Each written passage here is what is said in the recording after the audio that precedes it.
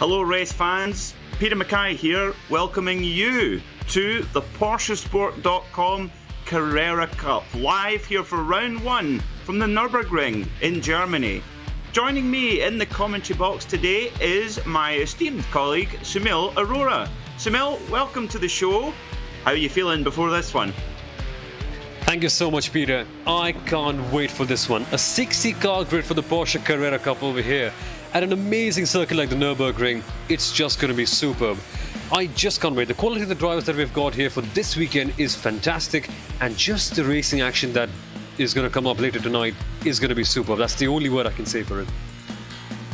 I completely agree, and tonight we have quite an unusual format for these cars in this circuit. We're going heat racing, so it's going to be fast-paced, fast and furious. Right now the drivers are out setting their qualifying times in a 10-minute solo qualifying, and then we will have two heat races of 20 minutes each, with the top 10 in each race advancing to the final, and 20 cars going from each race going to the Consolation. But the Consolation, there is still a final opportunity to get into that critical feature where everyone scores the big points. The top 10 from the Consolation race go through to our 30-minute feature race. If you're confused, don't worry. Myself and Soumil will be holding your hands throughout the day, talking you through the drivers, the cars, and the circuit. Speaking of the circuit, we're going to start off here at the Nurburgring in Germany. But I tell you what, Soumil, that's a who's who of quality racing circuits, isn't it? It really is. We've got the best circuits all the way from America and from Europe as well. Some fantastic tracks. I mean, if you take a look at it, Road America, a classic American road course, then Imola, a tight and twisty circuit that's finally back on the Formula One calendar. And that's just a few of them. If you take a look at low down the order, my apologies, Spa, Zandvoort, Interlagos, Circuit Gilles Villeneuve, this is just a perfect idea of what a good racing series should look like. And of course, we've got the biggest sim racing teams around over here as well. We've got the likes of Redline and Maniti competing too. So this sort of stuff, it's going to be insane for the next 7 weeks. It is, and I'm incredibly looking forward to calling it with you. And look at this, cash prizes. So championship winner will go home with €150, with second place 100 and third 75. We also have the Alcantech Simulation Trophy for the most places gained in the championship, and that is a €75 prize. And as you can see at the bottom, there is race money on offer each time we go. €2 for finishing sixth. That's to make sure you get a cup of coffee in the morning to wake up after your celebrations. We must also thank our sponsor of the series, PorscheSport, who are the leading independent Porsche news site on the internet. Check out their website for everything Porsche related. And Soumil, we had a brilliant time together a few weeks ago commentating on the 12 Hours of Spa, and there were a few Porsches out there in that race, and I know you've got the same affection for this brand as many do. Yeah, absolutely. When you think of good sports car racing, you just can't go past Porsche. And this particular car right here, the 991 GT3 Cup car, well, on the sim it can be quite a beast. Myself and Peter were having a good conversation about what this car actually is all about. And this one, no traction control, no ABS, it's just a proper beast of a car to handle. And these guys right here, Peter, have quite a task on their hands. They do. It's a good job that we've got some of the best drivers in the sim racing world taking part in this series. So at the moment, Ramstein, who is out front right now in the 729 machine, a long-standing sim racer from the Netherlands. He's at the top right now, with Francisco and White not too far behind as well. So qualifying, given the fast-paced nature of these races, the heat racing, qualifying is going to be absolutely critical, because as we were talking before the broadcast, it's not easy to overtake here around the Nürburgring. It's not. I mean, we have only limited overtaking opportunities, and although the circuit may be an FIA Grade A circuit with a very wide open track, there are very limited places where you can actually pass, even more so when you consider that this chicane that we're using at the final part of the track is going to be the WEC on the GT layout, which is the shallower one, it's the faster one, so you can't make a dive bomb down the inside as you would in the Formula 1 layout. So yet again, few overtaking opportunities for the drivers, and in the heats you've got so many cars competing. So making your moves in qualifying is going to be critical to ensuring a good race and eventually a good amount of points finishes in the end as well, because consistency in this championship is going to be critical, and the higher up you finish, well, it's common logic, the higher up you finish in fact, the higher chances that you have to win the championship in the end, and the rewards for that are quite huge here. Indeed, we're looking at Jonathan White coming over the line with a 1 minute 56.454. I think perhaps his last lap didn't count there, Soumil. Perhaps he had a 4.27 there. I saw at the bottom of my screen, but was adjusted. So we're all ready. God, straight away, we're ready to go straight into race one. It's going to be a fast and furious night. On the front row of the grid will be Maxim Ramstein alongside Justin Tipton. Row 2 will have Tim Matska, watch for him, and Jose Manuel Padam. In fifth will be Robin Usland and Alan Powell. Alongside on the fourth row will be Espen Erlandsen and Thomas Goldelheim. In ninth is Michael Pedersen alongside Oscar Wilkins. 11th will be Tobias Mazel, and 12th will be Ivo Leibscher. Next up will be Rolf Anderson and Mark Jones, with Lewis Ward and Love Egertsen in 15th and 16th. 17th on the grid will be Tristan Marks alongside Alex Crater, with Josh Klog and Carl Walkfist in 19th and 20th. 21st will be Thiago Mendes alongside Huevo de Brouwer, Freddie Snanita and Aidan Brand in 23rd and 24th. 25th will be Hugo Gallo alongside Hendrik Lichtenhagen. My apologies if I've not got your name right there, Hendrik. And that rounds out, I think, our 26 car grid at this point. So a slightly smaller heat than we expected. But we're ready to go racing here at the Nurburgring. We wait for the lights to go up. We'll be ready for a standing start here. And remember, the run down to turn one here, very, very tricky indeed, particularly when the brakes and tyres are cold. Revs are up here at the Nurburgring, and we will be ready to go. Just a second. Green, green, green here at the Nurburgring, and we are go in the PorscheSport Carrera Cup. Down towards turn one they go, hard on the brakes, really, really tricky corner that one. It's the 729 of Maxim Ramstein, gets away and runs a little bit wide, but he's able to cut back. A nice and clean start there from everyone at the start, but look at them, the Maniti car is going side by side. That has to be Justin Tipton and Tim Matska for second place. So Peter, they're already dueling hard, and it looks like Tipton has the advantage as we head out of the arena section. He does. Oh no. This. We've got a little bit of problem there. It's the number 24 machine and number 15 machine of Tobias Meisel. Oh dear, that's not good for the former ADAC Carter from Nuremberg, and that's going to put him lightly down in the Consolation race. So it's going to be a long night for him here at... It can all go so horribly wrong at the start over here. We know for a fact that when the brakes and tyres are cold, you're bound to make mistakes like this one. And that was just a perfect example. And Peter, the car's going 2 or 3 wide down the Dunlop curve. This is turning out to be such a fun race already. And remember, it's a 20-minute long one, so there's a lot more to come already yet.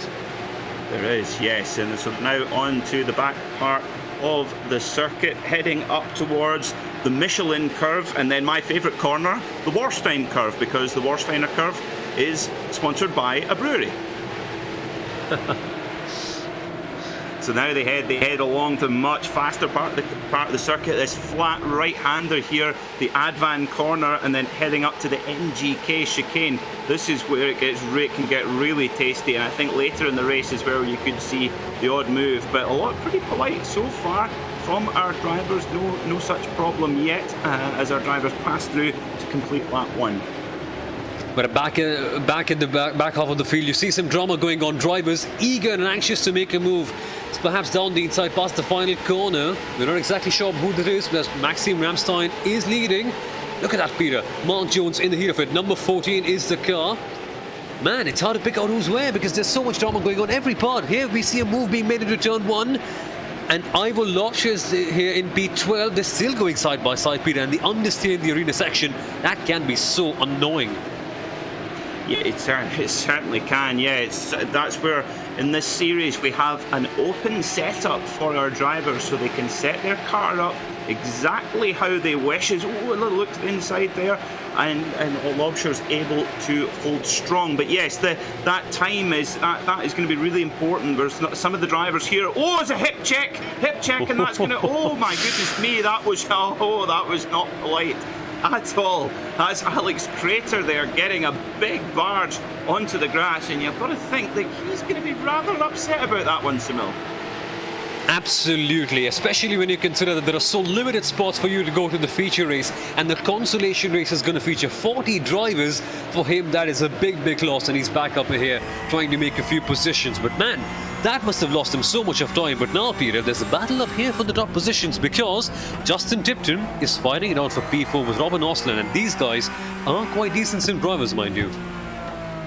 Yes, that is right, and that's the first one in contention for understatement of the day, Soumil. They are pretty handy behind the wheel as we head through the Advan right-hand kink. That's really fast part of the circuit. Now, this is the fastest point here, down a few gears and just throw it in and hope for the best. And this is where the weight transfer, that classic Porsche 911 Cup car, weight transfer is really important to look after. They're going through that fast chicane. Of course, the engine mounted in the rear of the car, right over the rear axle, and that has its pluses and benefits, which we'll talk about throughout the broadcast. Looking out the gearbox, of course, Emmanuel Padam in the 119, and just getting a wee look up the inside there from Robin Osland. Was there contact there? Did you see any, Soumil? I'm not sure. Now, I think he was being a bit of a gentleman. He left him pass, but he's not being so kind yet again, though. He's coming to the outside, Robin. Not quite, but here we have Justin making a move down the inside for this one. Justin Tipton from RaceKraft with the outrageous pink livery, pink wheel rims, I'm sorry, and that just seems to be giving him an extra advantage because he's back up the position now. I have to say, those would put me off. Bright pink wheels, I'm not sure. The pink pig, I like the pink pig, the classic Porsche livery, but pink wheels, I'm not sure. But I tell you what, they obviously make you go fast because he's up there in 4th spot in this very competitive field here with 15 minutes to go. So we've had 5 minutes of action already, 25% of the race gone, and this is what I think this championship is going to be about, Soumil, because it's going to be really fast and furious, and if you make a mistake, there's absolutely no time to recover. Indeed, and you can't think about your tires in the fuel quite so much in heat races. It's all about going on the charge, and this is where the more aggressive sim drivers will come out on top, because they're the ones who can clock in 20 minutes worth of good hard racing, and in the end that is exactly what you need to succeed in this championship. So again, sometimes patience is good, but not so much over here. You don't have enough time right here. When you see the move, go for it and hope for the best. That's it. That's the way to go about it here in the PorscheSport Carrera Cup. And of course, Carrera Cups, we see so many of them in the real world, in the UK, France, Canada, the USA, Scandinavia, Asia, and so on. And of course, the pinnacle being the Mobil 1 Super Cup, which goes around with the Formula 1 paddock, of course, don't forget. And well, you look down the winners list of the Mobil 1 Super Cup, the Porsche Mobil 1 Super Cup, 18 different winners, 10 of them have won the Le Mans 24 Hours. As we see the number 2 of Tipton having a look inside, but if you get up the inside there, you're then on the wrong side of the circuit for turn 2. So Tipton really fighting it hard over here on the charge. Look at him going around the outside, but he's not alone here. He's got some company. Here he goes to the outside line. This is an outrageous one. Has he got the edge for the cutback? Not quite. He settles back in, but he's now under the charge for all the other guys. He's fallen prey. Are we going to see Tipton lose a couple of positions because Robin Osland is making a move here? Yeah, Osland really making him think about it, just sitting on his rear quarter panel there saying, hello, I'm here, and I'm not distracted by your slightly garish pink wheels. I'm not going to let that put me off, young man. Well, those pink wheels have been quite the talking point, but the race over here, Robin Osland too, he's under a bit of pressure for that 5th position that he's got now because Michael Pedersen is on the back of his car.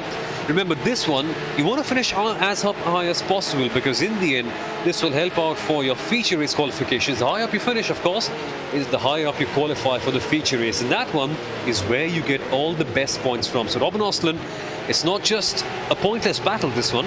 There's a lot of points for stake over here. So A lot of big movers and shakers for this one, because we've got Lichtenhagen in P16, who's made up 10 positions, and that's quite a bit considering the quality of all the drivers that we've got here. That is a hard charge for sure, but it will all be, unfortunately, it'll all be in vain unless he can get up to 10th position, which would be a big ask. But he's on the charge, and as we say, the top 10 drivers in this race, they get automatic qualification to the feature race. That is very important to remember. Anyone from 11th downwards, they have to go through the Consolation race, which with 40 cars on track and only 10 getting through to the feature, 4 into 1 doesn't go, does it, Soumil?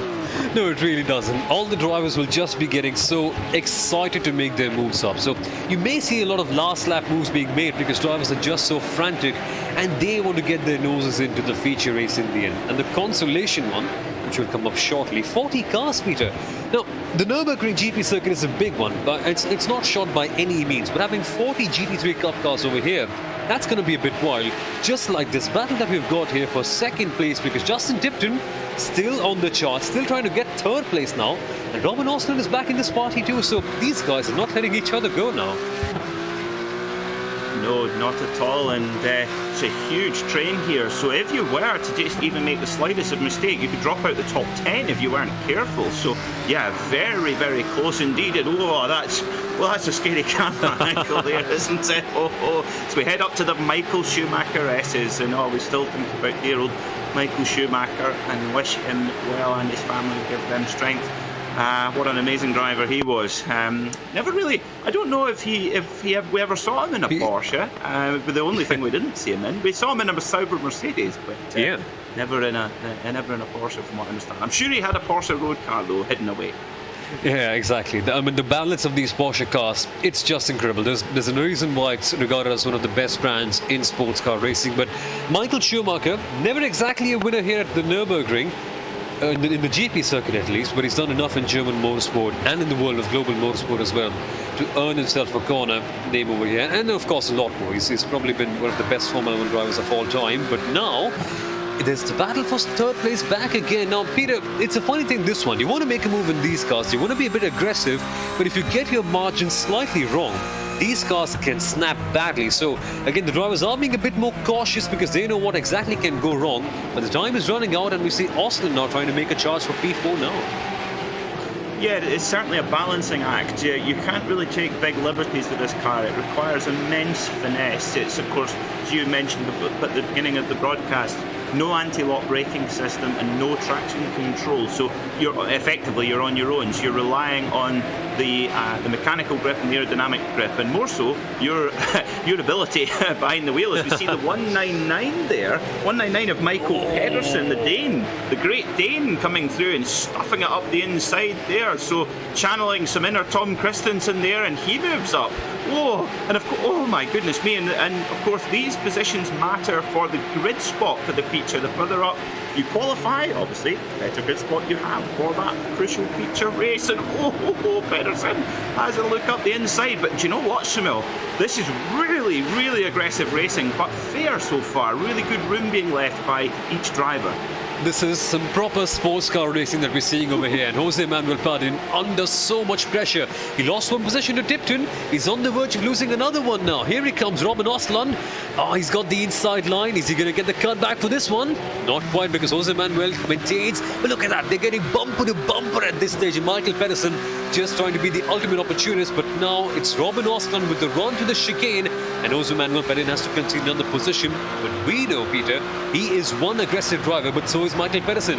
He's going down the inside. No, he don't make a move over there. No, not at this chicane. But he has got the move done. That's ridiculously good. Well, if that is probably the best example we've had so far of just the quality of driver we have. You can look at iRatings, you can look at lap times, but to be able to get through at that speed side by side around that corner, well, that's just, quite honestly, I'm dumbfounded, to be honest. I have no idea how they managed that, but wow, that's why I love commentating. I just get to marvel over these wonderful drivers, and as they come down into that turn one, it's so tricky. One of the hardest corners anywhere in the world to keep it straight and to not get involved in a little accident. But here we are on the bubble now. This is what we've got to worry about. 7 minutes and 40 seconds to go, to just a handful of laps left. We're seeing Thomas Goldalen battling there with Espen Erlendsson from Team Bergen. So yes, all happening here, and this is where it really matters. So Oscar Wilkins, he's the last man on the bubble, and he knows it. He's making a move here. Oh my God. That was close. That really was close. He just saw the slightest of margins, went for a move, unfortunately didn't pay off for him. Thank goodness for him, he's in P10. That's the last position where you want to be. And for him, he's got a bit of a bubble behind to the other car, that's Ivor Lovsher in P11. So he's got a bit of a breathing space, but still with 7 minutes to go, there's a lot that can happen. And he realizes that. Oscar realizes the very same thing, and look at him go once again. He's trying to make a move here, not at the Schumacher S's, no.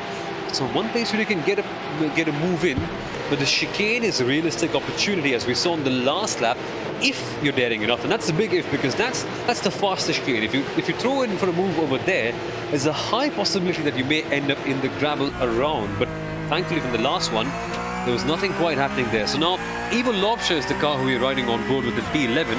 Nice and fun-keeping interior over there, Peter, I must say, but it's not really helping him gain some extra bit of speed because he's still stuck in that 11th position. And that, I'm afraid, is not going to be enough. Yeah, I feel like I've put my sunglasses on here. It's bright. But if you look at the man up in front of him, this shows you the depth of field we have here in this competition, because Oscar Wilkins, the man in front, a Dutchman from The Hague, or Den Haag I should say, from the Netherlands, he has actually raced the 996 and 997 versions of this car, the GT3 Cup car, in the real world, in local motorsport in Holland. So he's raced this thing in the real life, basically, or older versions of it at least. So he knows his way around the behaviour of the car, etc.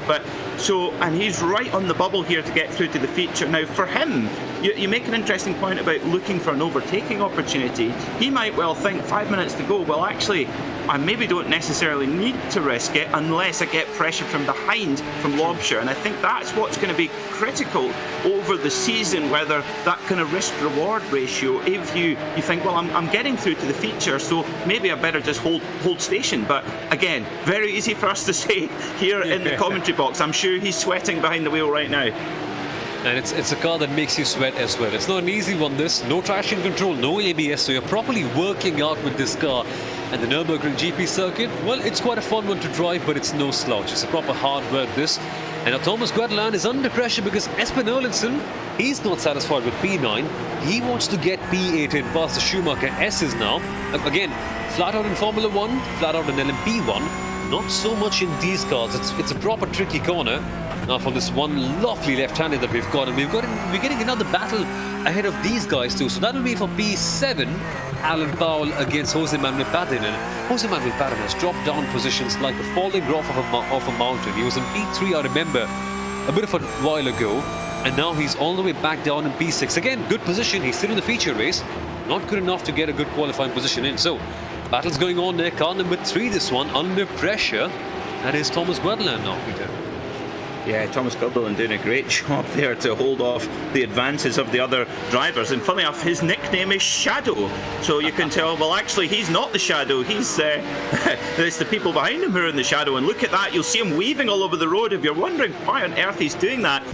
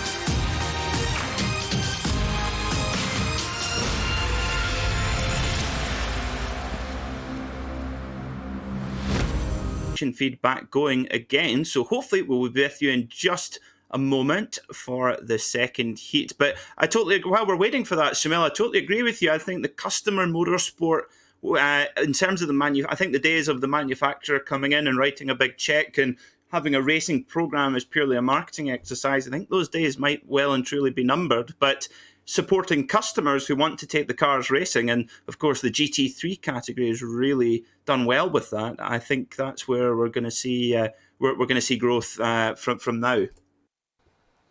Absolutely, GT3 racing has just been so fascinating and fantastic in the last couple of years. When you think of the likes of the VLN, the Blancpain Endurance Championship as well, it's too much going on. And in the world of sim racing as well, I mean, we just commentated on the 12 hours of Spa-Francorchamps before the big iRacing 24 hours, and just the diversity and the quality that we had in that race, I think it's just enough to prove that GT3 racing, it may be a bit expensive in real life. In sim racing, of course, you get to do it for a negligible cost. And they may not have the same amount of downforce as a Formula 1 car, and they may not be as fast as a single-seater one. But in the end, the racing there is stunning. That's the only way to put it. It is. It's brilliant for the spectator. Now, of course, the great thing is that with GT3, you've got cars that you can aspire to in the real world. As we see, we have our pictures back. Well, hey. Welcome back to the Nurburgring here in Germany, and just in time for our second race of the evening. And we are here again at the Nurburgring, so back racing, and it is the number 48 of Diego Francisco who charges away from pole position, getting away cleanly, crucially into turn 1. Yet again, though, nice and clean start heading into turn 1. So a few drivers in the back over there getting it a bit argy-bargy, but still very clean. It's hard to do that, as I say, that the commentator's curse has struck once again, and there are cars flying in the back. So again, incidents already heading into turn 4. No, that's not what we want to see at all, but it's the number 48 of Diego Francisco who's getting away here from the number 20 of Yoke Delight. My apologies, Anders Meyer for the Team Bergen team. My apologies, I'm looking at the wrong one lower on my notes there. But as they head down towards the Dunlop hairpin, it's all tidy at the front. All nice and tidy indeed. A few incidents at the back that we saw heading towards turn 2 and turn 3. Again, that can happen. They've got a big grid over here, 30 cars to be approximate. And that sort of thing can really happen when you have so many cars and so many drivers vying for the top 10 positions. Right now, Peter, as we come uphill towards the left-hand that we're going to have now, we see a car slowing down. That is, if we can quickly get an idea who that is number 20. That's Andres Meyer going slowly. So Andres was in P2 for a moment over there, and he's falling back so quickly. Something must have gone wrong. I think he maybe was given a slowdown penalty for track limits, possibly. That's the only explanation I could wager at this point in time, and he's dropping back further, maybe just got a little bit out of rhythm. But that's not good news now, because that's dropping him back towards the top 10 bubble that's just so important in this format of racing. Of course, remember, top 10 going through to our feature race. It's 2 laps in the books here at the Nürburgring. As you see, our drivers fly over the start and finish line to start another lap. See the 777 there of Jonathan White, the Skip Barber Hot Lap champion at the New York Auto Show, no less. And we also saw at the front Dylan Burst, the number 68. He actually races a real pedigree motorsport car, a Hyundai XL in Queensland in Australia. So a little bit more sophisticated with this 911 Cup car. Yeah, he's getting a good taste of saloon car racing in real world, and the sim as well, as we see a big crash. Oh, no. The 777 car has crashed. It's a RaceKraft esports car of Jonathan White. He was one driver we expected to be at the top of the field, and here he is in the grass, wondering about what could have been. Oh boy, no focus yellows as well. He's been collected by the 225 of Ryan Parkins, who had nowhere to go. Ryan Parkins, the Porsche Club of Great Britain champion. Oh, what a disaster for Ryan. When Ryan's so fast, and he comes over into the circuit, nowhere. We'll wait for it now. Oh no. That's a disaster for Parkins. Oh no, that is. What a shame. What a shame. Down for a good result, and that's motorsport. It can happen, but she's a cruel mistress, is motorsport. It is indeed, and the AstroTurf on the side just literally caught him out. and that accident was just waiting to happen. Again, a lot can happen here at the Nurburgring GP circuit. There is a bit of distance between yourself and the barriers, but the grass and the AstroTurf, it is unforgiving.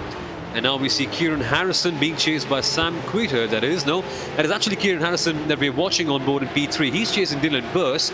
The HM Engineering car looks fast. We saw him flashing his headlights. He was a bit excited. He wanted to say to Dylan, "Get aside, Dylan. I'm the faster car." But again, nothing's given for free over here. You have to get the positions yourself, and he seems to be doing right now in the HM Engineering car. Is he lunging heading into turn 1? No, he takes his time, Peter. But the HM Engineering car of Kieran Harrison is fast, and Dylan knows that he's watching in his mirrors, and that is going to be a big battle to watch out for in the end. Yeah, I wonder what HM stands for, the HM Engineering. Maybe it's His Majesty. He's like, move over for the majestic Kieran Harrison, possibly. But number 68, number 68, Dylan Burse, he will not care a jot if that is HM His Majesty Engineering following behind. But Diego Francesco is out at the front, in the number 48 machine, of course, running the number 48, run by the 7-time NASCAR Cup champion Jimmy Johnson, who is running his Swan Song Series this year in the NASCAR Cup Series. As we look back to the number 555, now there's a number for you in motorsport. Run 555. Oh, and he's clipped it! Oh, clipped the inside of the curb, and he's gone, and he's clipped the twin. That's Anders Meyer. Oh no, what a disaster! Anders Meyer was, as you said, right up at the front of the pack, and now he's back to 14th and losing more spots. What do you see here, Soumil? So once again, Meyer losing that position on merit to the 555 car, and is it losing? Oh no, he just turned in a little bit. Anders Meyer just turned in a little bit at the Dunlop curve, wanting not to lose that position, and in the end he's just lost more, so things are getting from bad to worse for him. But one man who's having a good race is Job Delight in the Maniti Racing car, the green one. He's making a move on the 17. Oh, look at them go side by side. That is something that you rarely see in a corner as tight as this one. He's getting frustrated. He's flashing his headlights as the ultimate GT racing driver form of move aside peasant, and he's just chasing on the back here on the diffuser, but he's not finding a way past. Perhaps turn 1 can be that opportunity he's seeking, but remember, it's a tough and tricky braking zone, this one. Downhill, it's a tough hairpin. If you get it wrong, the consequences are heavy. Yeah, that's Martin Donati in the number 17 Cast racing impressive car, and he's from the south of France, from Nice, 25 years old, and yes, absolutely. I think perhaps it's hard to say that Delight was maybe just a little bit upset with him chopping across his nose going into the braking zone, but that's what we're going to see throughout this championship. There is going to be no quarter given or taken, because it's just so harsh, and there is no, we see it in the dirt racing world in America with this heat racing format. There is absolutely no manners given there, and it won't be here, make no mistake. Here comes the Maniti car though, still going side by side with Donati. Now, watching Donati in the Alkindrek Formula 3 series, I know that he's a driver who won't let go of a position very easily, and he's still fighting it out heading into Dunlop. The Maniti car has to wait a little bit again, because he knows if he makes a move down the inside over there, it's a tough, tricky cambered corner. If you get something wrong, we saw just a couple of laps ago what can possibly happen at that tricky corner. Past the Schumacher S's now. He's still waiting, he's lining up a move now. He's got a better exit, Peter. Around the outside, is it? Oh, well, that's great. I think he's going to the outside here into the first part of this S's, and then try to get the inside. Oh! Whoa! Well caught. Whoa! Well caught there from Job Delight. Wow. Well, that was a delight to watch that, him catch that oversteer moment. And you talk about the pendulum effect of the engine in the back of a 911. Well, there you go. That any other driver, that would have snapped on him. And he goes up the inside, and now he gets it done there into the NGK chicane, and he goes past up, and that is a critical overtake. Speaking of critical things, we've got a penalty news. So the number 555 who was involved in the crash with the 50, there's a penalty involved with that one. So we saw that incident early on in the Dunlop chicane. Krill Kolobuksov, if I'm not wrong. I'm sorry if I butchered the pronunciation, but he's got a drive-through penalty for that one, because we saw him going down the inside at Dunlop, and I made the slight error in judgment of watching the first replay, saying that a 20 had turned in, but yeah, the steward saying that the 555 got something wrong there.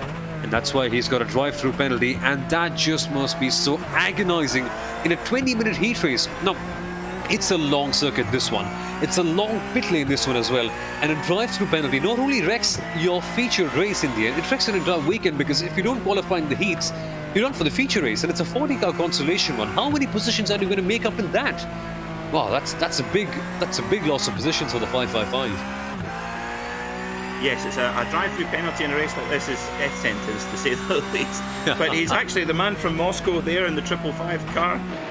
He's, like you say, yeah, well done you having a go at his name, because I have to be honest, Kolobuksov, there you go. And I was about to say the team name, Wild Animals, maybe that made him a bit of a target for the stewards. But yeah, to me it just looked like he got a little bit hot on the brakes, not a massive mistake, and then got up on the inside curb, and that sort of disrupted him slightly, and then but it did, I mean, Anders Meyer, it did end his race really, yeah, that's to be honest, at this stage of the championship, the stewards have really got to set out their stall of what kind of series we're running here. That's very important for the stewards to, if they appear to be soft, then it just gets more and more aggressive, and that can, and sometimes that can be good, sometimes not. So that's obviously the stewards. We see Carroll coming in here in the 555 car to serve his drive-through penalty. Not the best start of the season for the man from Moscow.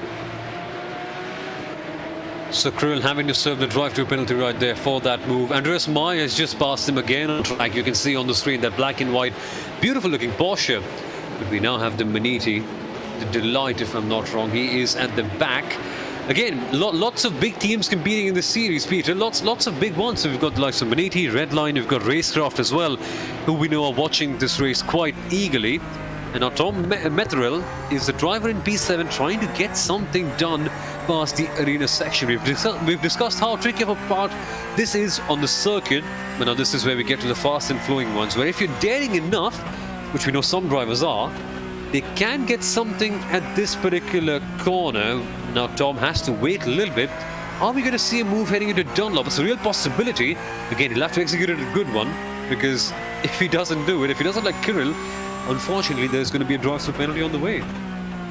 Yeah, absolutely. And for Tom Metherell, the man from Cornwall, he's currently sitting in 7th spot. So with 8 minutes to go, this adds a complete new element. Heat racing is not something that you'll see in this form of motorsport very often. So it's a really interesting format for him. You can think, well, I'm in the feature if I finish here, and maybe it's not worth taking that risk just for another maybe 1 or 2 spots on the grid. So it would be really fascinating to see how the drivers approach that. I'm sure. Oh my God, that was a big moment. That might not have looked much on screen, but believe me, that would have been a big moment there behind the wheel for Metherell. Now here we are on the bubble battle. We see the 912 there, the privateer of Justin Rem, the man from Canada. He's from Alberta in Canada, and of course running the 912, the number run by the Porsche factory team in America in the IMSA WeatherTech Sports Car Championship. Of course, the car that went to the title last year with El Bamber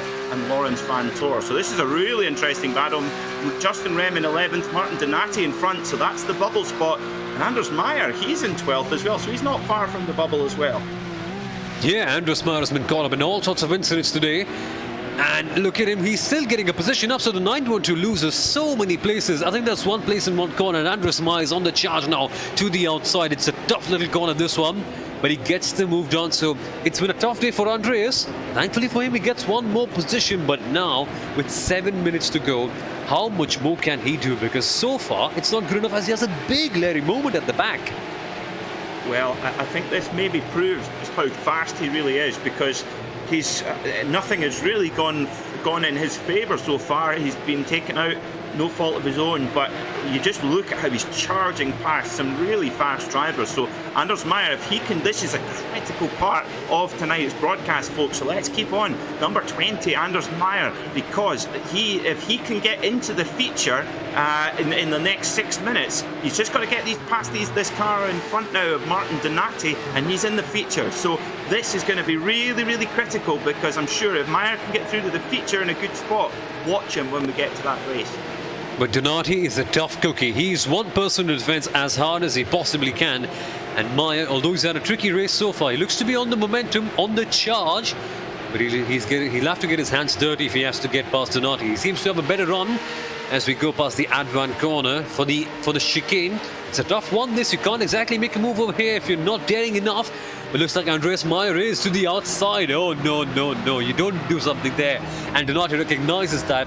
Brakes well, but he's got a good run. Peter, down the inside as it passed the final corner. Yes, it is. Andreas Meyer going side by side and gets out of P10.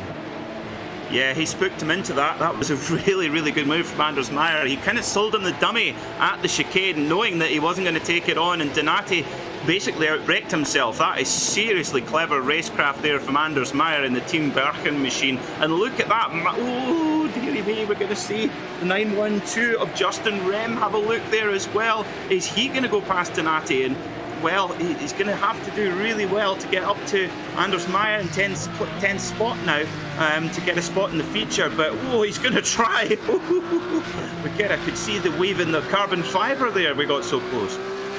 Absolutely, there's so much fun that's happening in this battle. The 912 just on the edge. Justin Rem recognizes that he needs to get past Donati because with 5 minutes to go, he needs to make up 2 positions to get a direct entry into the feature race. Again, tough place for him to be, and if he gets in the Consolation one, 40 cars in the Consolation, you don't want to be stuck at that race, and Justin recognizes that. He's on the prowl, he's on the charge, he wants to get that place in, but Donati defends yet again. So Donati, being a smart driver, putting his car in all the right places. Again, he lost out on one position to Andreas Meyer, who clearly seemed to be the faster driver, but what can he do for this battle for 11th place? But that said, Peter, at the front, things are getting very close because Diogo Francisco in the RaceKraft esports car is under pressure from the engineering car from Kieran Harrison. And that's what all the fun is. That's the battle for the lead.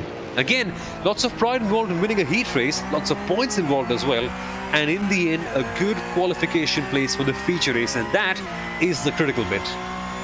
Yes, the grid track position, as we've seen, is very hard earned here at the Nurburgring. There's only really a handful of spots around the circuit. As we see Kieran Harrison, wow, doing really, really well. He's so late on the brakes there. Cannot stress enough how hard these cars are to slow down, especially in such a steep downhill braking area like it is here at Nurburgring into turn 1. The rear just wants to overtake and whack you over the back of the head. It's just so tricky to balance that. Of course, you have to have a really, really strange brake bias as well if you're used to a mid-engine car or front-engine car even as well. So we see Anders Meyer. Oh, look at this, Donati. Oh no, sorry, my apologies. I'm getting excited here, sorry. That is the number 37 of Clément Andrieu, whose nickname is Gambus. So he's obviously a fan of shellfish of some description. Here he is though, he's trying to defend hard. He's in a bit of a shell, but he loses out that position right here. So Andreas Meyer clearly being the faster car, but he doesn't hold back for this one though. Trying to get a cut back, Meyer to the outside. They're still going side by side for this one, Peter, and they've got a whole party at the back over there too. So Meyer gets the position done for now, but there's a whole heap of cars trying to get that P10 in, and this one is going to be a battle that goes down to the very end, and the very end in fact is only 3 minutes to go. No. So oh no, big crash. Oh no, again, that's the 29 of Jack Wilson. Oh, just got taken off there, it looked like, by the 912 of Justin Rem. Let's get a replay of that then here. So looking at the 29 of Jack Wilson, so he's behind. So and he's a long way behind. I must apologise. Oh dear. Feeling about this. So do I. Oh dear. Oh no. Oh, just a little tap, and I tell you what, when you get a tap on the rear end in these cars, you've got no chance. Yes, it's right, it's over. So, what a shame for Justin Rem, who was doing nothing wrong, he was doing everything right, and that's compromised his afternoon quite considerably. You know, you want to be aggressive with these 911 GT3 Cup cars. You want to be aggressive because you want those positions that can guarantee a place in the feature race. But there's a bit of a trade-off, you see. If you try and be a bit too aggressive, things like that can happen oh so often.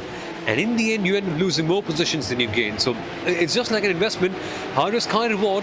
What pays off in the end depends entirely on how you drive. Just another unfortunate incident there, as we see the 98 on screen fighting against one of the Maniti cars that would be yoked to light. That's Bastian Matler the optimal sim racing car. In P8 again, they're safe, they're in a good position, nice and cozy towards the end of the feature race qualification. So they're nice and safe over here. The question is, for how much higher can Bastian get now? We'll focus on that later on, because this battle for the lead is getting so much spicy. See the red in the HM Engineering car? That stands for the aggression that we're seeing on the track. And Kieran Harrison on the charge now. Yeah, Kieran Harris looking for the inside line here. They head up towards the chicane at Michelin and then into Warsteiner. Warsteiner, a very tasty Pilsner beer, I can confirm.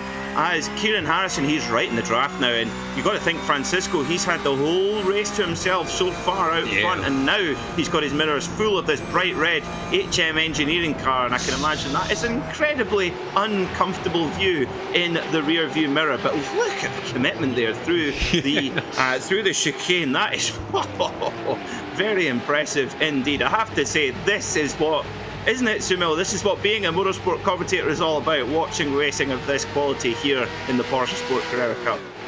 Absolutely. Remember, folks, last lap of the second heat that we're having over here, and the battle for the lead just seems to be going towards the very end. A Titanic won this. Kieran Harrison on the charge. To the outside, is it? Not quite. This arena section, a very hard place to get a move done. It's a place where you can lose a lot of time, but if you're good enough, you can gain a lot as well, and Kieran Harrison just seems to be doing exactly that. White flag in the air, folks. This is the last lap, and the final few opportunities await Kieran Harrison. We're coming towards this left-hander, Peter. Has he got enough in the tank? Are we going to see HM Engineering in the victory lane, or is it going to be RaceKraft? I don't know, it's impossible to tell. I mean, actually, this particular battle, this is only really for one different spot on the grid for the feature race, but they're playing for keeps here, these guys. They really are. And as they head down into the Dunlop hairpin, a lovely cambered hairpin where you can use the drive, you get that traction, get the engine squatting over the rear wheels and get on the gas early as we head up towards the Michael Schumacher S's. And Francisco just seems to have been able to brought out an extra 2 or 3%, and he's able to just drop Kieran Harrison a little bit. But in the second part of the circuit, he's now right on his gearbox again. I wonder, is Harrison, is he going to be thinking risk reward here? Does he necessarily need to go for the win? I tell you what, this is where strategy probably goes out the window. This is where it's all about wins. Absolutely. As a racing driver, you just want to get P1 all the time. What will Kieran Harrison do? Diogo is no slouch of a driver. He knows what it's like to win from the top. And here he is past the chicane, all safe and easy now, Peter. This looks like, has Francisco done enough? It's a long drag to the line here, don't forget. So they exit out this final corner. The Coca-Cola curve is really important, but it's a sparkling race for the number 48. Francisco comes over the line to take the checkered flag. Diego Francisco, your winner in the second heat, and takes a very much a prime spot into the next. Oh, crash! No! That's Meyer again! I do not believe it. Oh, no! Oh, and that's Christmas come early for the two cast cars, because they're going to get through to the feature now. And Eridas Diamantis in the 71, who's been watching all this go on, he pinches the last spot in the feature. Oh, well, if Anders Meyer didn't have bad luck, he'd have no luck at all. Oh, let's get another look at this then. So, what happens here? So, Meyer is behind Mattler, the Monegasque driver. What's going to come and happen at the S's? We talked about risk and reward. So at this point in this replay, Meyer is in the feature, and he goes for the inside. Is that entirely net? Oh my word! And then just gets his nose absolutely wiped. Yeah. Well, oh dearie me. Well, I'm sure that won't be the last we hear of that incident, Soumil. Yeah, the stewards will be having a close look at what happened right there. Man, and that just seemed like a bit of a hard-hearted move over there. But again, lots of stuff happening.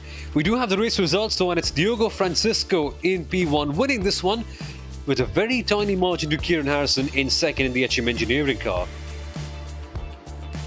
Yep, and then in third, Dylan Burst getting on the podium there with Sam Kuitert in fourth, Artem Grabau fifth, 6th was the Englishman Tom Metherell. 7th was Joop de Light. And 8th was Clement Andrio and Martin Donati. Those two cast cars just pinching their spots in the feature at the last moment. And then Aegis Humantas, the privateer, getting in the second privateer in the top 10. So, here's your drivers who will have to go through the consolation race. Anders Meyer in 11th in the Team Berchen machine. 12th, Bastian Mattler.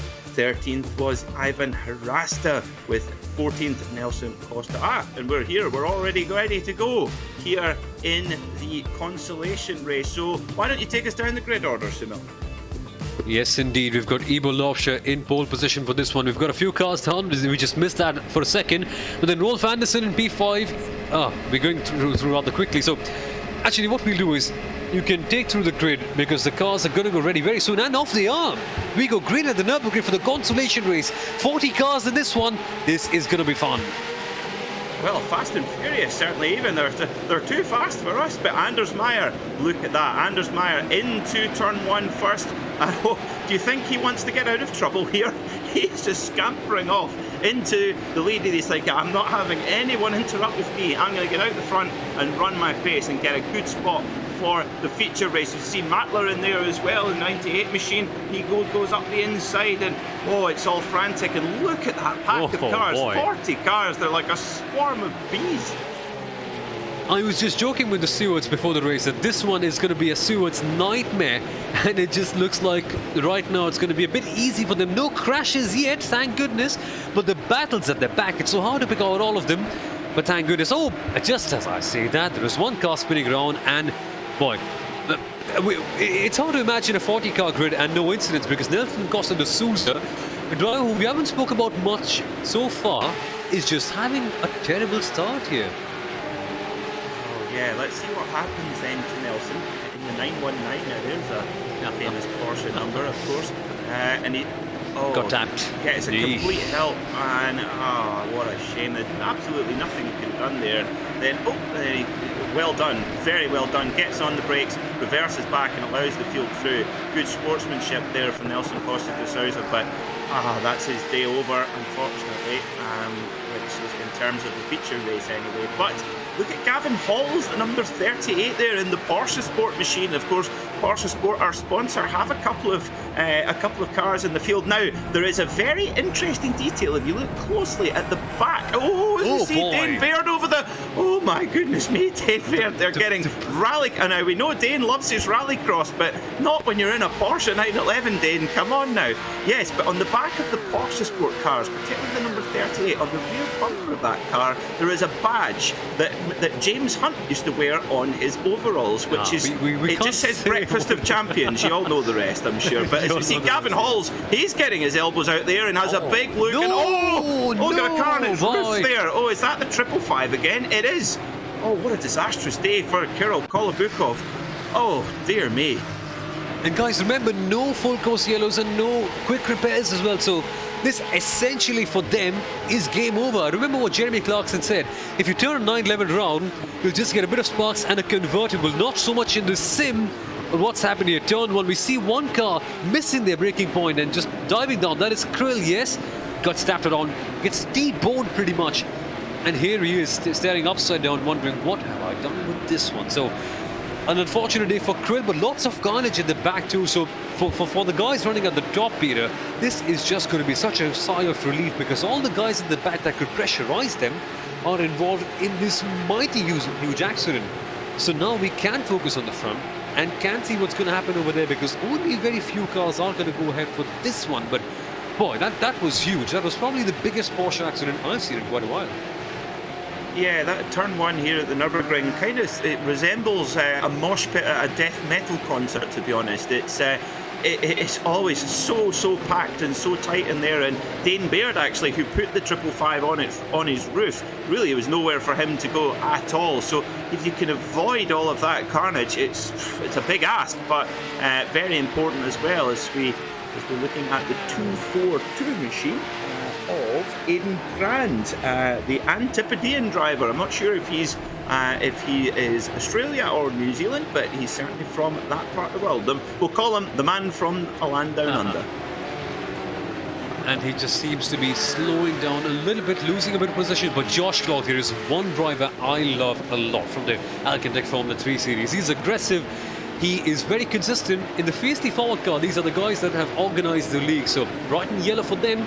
He passes the RaceKraft car on the number 13, one past the 777. Oh, they're still going side by side. Jonathan White having to work hard for his position, but Josh Clark gets it done. He's a handful of a driver in Formula 3s here. He's a handful of a driver in the Carrera Cups as well, and he's made up yet another position. So where does that put him? Josh Clark now is in P10, right on the bubble. So if he stays where he is, he will be in the feature race, but I'm sure that Jonathan will not be giving him a very easy time with 15 minutes to go. But Peter, as I say that, there is a raging battle for P4 because Rolf Anderson under pressure from the likes of Bastian Mattler and Tristan Mart. So these guys, they are well and safely through in the feature race as it stands.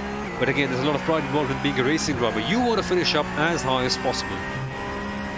Yes, yeah, that is the perfect caveat to pretty much anything we say in this particular broadcast. As it stands, as we've seen, it can change on its head straight away. And Bastian Mattler, he's holding up the honour from Monaco, based in Monaco. So not many Monegasque drivers you see. Of course, Charles Leclerc being one rather famous one, you could say, and also Stefan Ortelli as well, who actually is a former Mobil 1 Super Cup champion. Yeah. Stefan Ortelli, of course, doing quite a decent career in sports cars. Again, understatement of the day. So he's quite a legend in sports car racing as well. At Monaco, connected to the history of motorsport, just as this circuit is the Nurburgring. Again, you might have noticed that we are not racing on the Nordschleife where we normally get to see GP3 Porsches in the VLN series. This one is the GP circuit. Originated back in 1984. Again, the first race over here was a touring car when Ayrton Senna graced the circuit with a win. And these guys are doing just as good of a job in entertaining us back in the days. Bastian Mattler making a move for P4, lunges down the inside of turn 1. It's a very tricky corner, this one. Still going side by side. Rolf Anderson not letting go of that position. But Bastian to the outside in that Sim RX car, the Optimal Sim Racing one, has to wait for it. Because he's got to move down the inside now. Wow, this is fantastic racing. Dota Rashin still getting for the cutback, and wow, this is fantastic, Peter. They're still not letting go of each other. Yeah, I think Mattler might be right on the cusp of a slowdown penalty there. Just running very wide out of one of those corners. And Rolf Anderson, he's one of our youngest competitors in the series, just 16 years old. And he obviously has, although quite a young man, he has quite a classic taste in music. His favourite song is Rick Astley, Never Gonna Give You Up. And that's quite apt in this situation here because he is defending this position with his life. And he has to rickroll all the other drivers if he has to get in the feature race. That is the one motto that he has in mind. But look at him defend so well. But at the back, well, there's a bit of pressure from Bastian Mattler because Jack M. Wilson is on his tail. This one doesn't seem to be an easy one for Bastian because Jack M. Wilson, the Team FX Esports car, he's not been one driver who we have spoken about a lot since the start of this race. But he's on the charge, he's on the prowl, he's obviously doing something right to find himself in P6 in the Consolation race.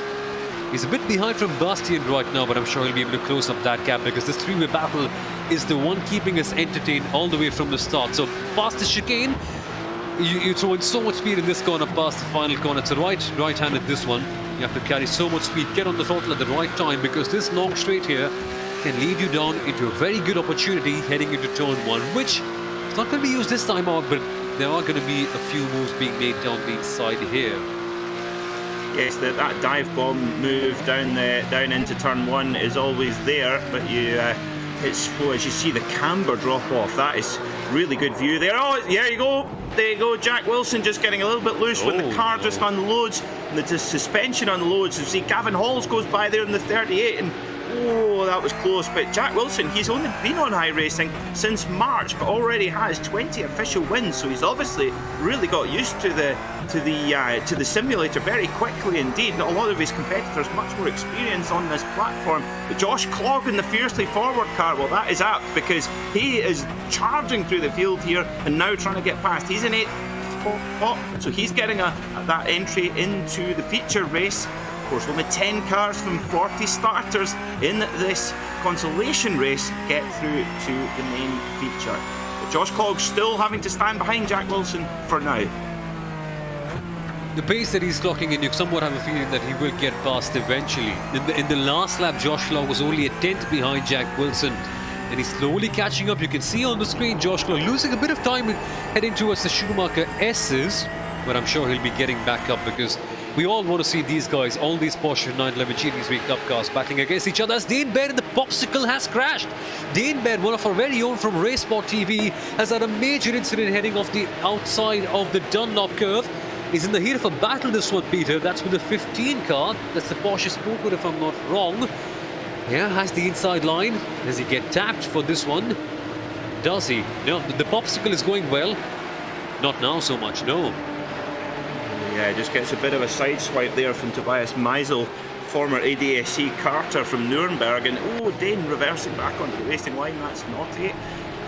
Yeah, so the number 15, Tobias Meisel, he's, well, we know kart racers, they don't give any quarter, and that was certainly the case there. And we look at the 198 doing a bit of rally crossing as well. Now, 198 of Jordan Pierce, the 21-year-old Briton, he's doing a bit of a rally cross jump there over the chicane, but he's managed to get back pulling again.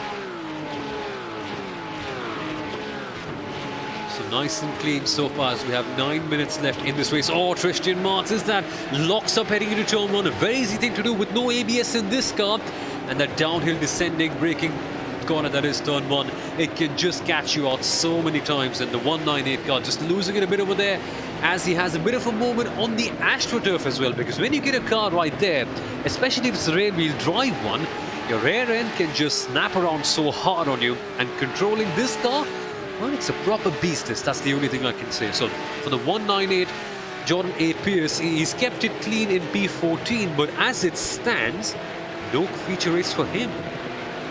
Not yet, as it stands, but the three cars in front of him, they might well have a chance to progress. It just takes one little incident. We saw it in the heat races, and I'm sure when it comes to the Consolation, those drivers who are on that bubble, they're on that bubble for 8th, 9th, 10th, 11th, knowing that 10 cars go through. That's when we're really going to see the elbows coming out as we see one of the fierce. Wow. Oh, Josh Clogg defending there. Now, Josh is where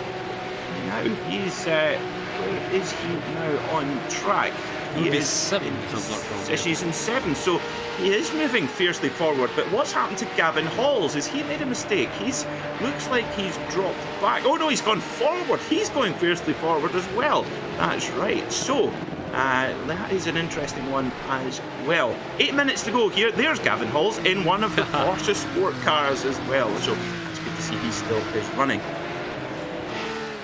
There's a lot happening in this GT3 Cup cars. I mean, these guys are just putting up a proper stellar show here at the Nurburgring GP circuit. Heat racing, of course, nice, fast-paced, quick action, with the drivers realizing that time isn't exactly on their side. Remember, we were joking a little bit about having 40 cars in a consolation race. That is just a perfect recipe for, well, a lot of carnage. But so far, the driving has been good, as we see Bastian Martler getting up a position. Oh, he's fighting out with Rolf. They're just going side by side now past the arena section. There's a left-hander coming up. The 98 will have a bit of an advantage heading into this corner, but the 92 having a good runner on the outside, and he gets it done. Or does he? Because the cutback plays back into the 98 advantage. No, the 92. Wow, that's superb racing. Rolf Anderson attacking with all his might and getting the position in. So superb action over here. And Rolf Anderson just realizing the importance of this moment, pulling the trigger and getting P4 for himself. So now then, Bastian Martler having to make up yet another position. He'll be fine knowing he's in the feature race as it stands, but as a racing driver, you want to satisfy your pride, you want to satisfy your ego, and you want to get up as many positions as possible. You don't want to swallow the pill, you want to take up that position from Rolf. But so far, so clean for Rolf, getting a good move into P4. Peter, do we have enough in the tank for Bastian to get that position back? He seems to be on the charts so far. Oh, I would think so. Yes, I thought he was having a big look up the inside there, but I tell you what, for such a young man, Rolf Anderson's got some brilliant racecraft, defending his position really well. So I now can really understand why Rick Astley, Never Gonna Give You Up, is his favourite song. That's maybe he's got it on the radio in the car right now. Maybe that's just what he plays in all his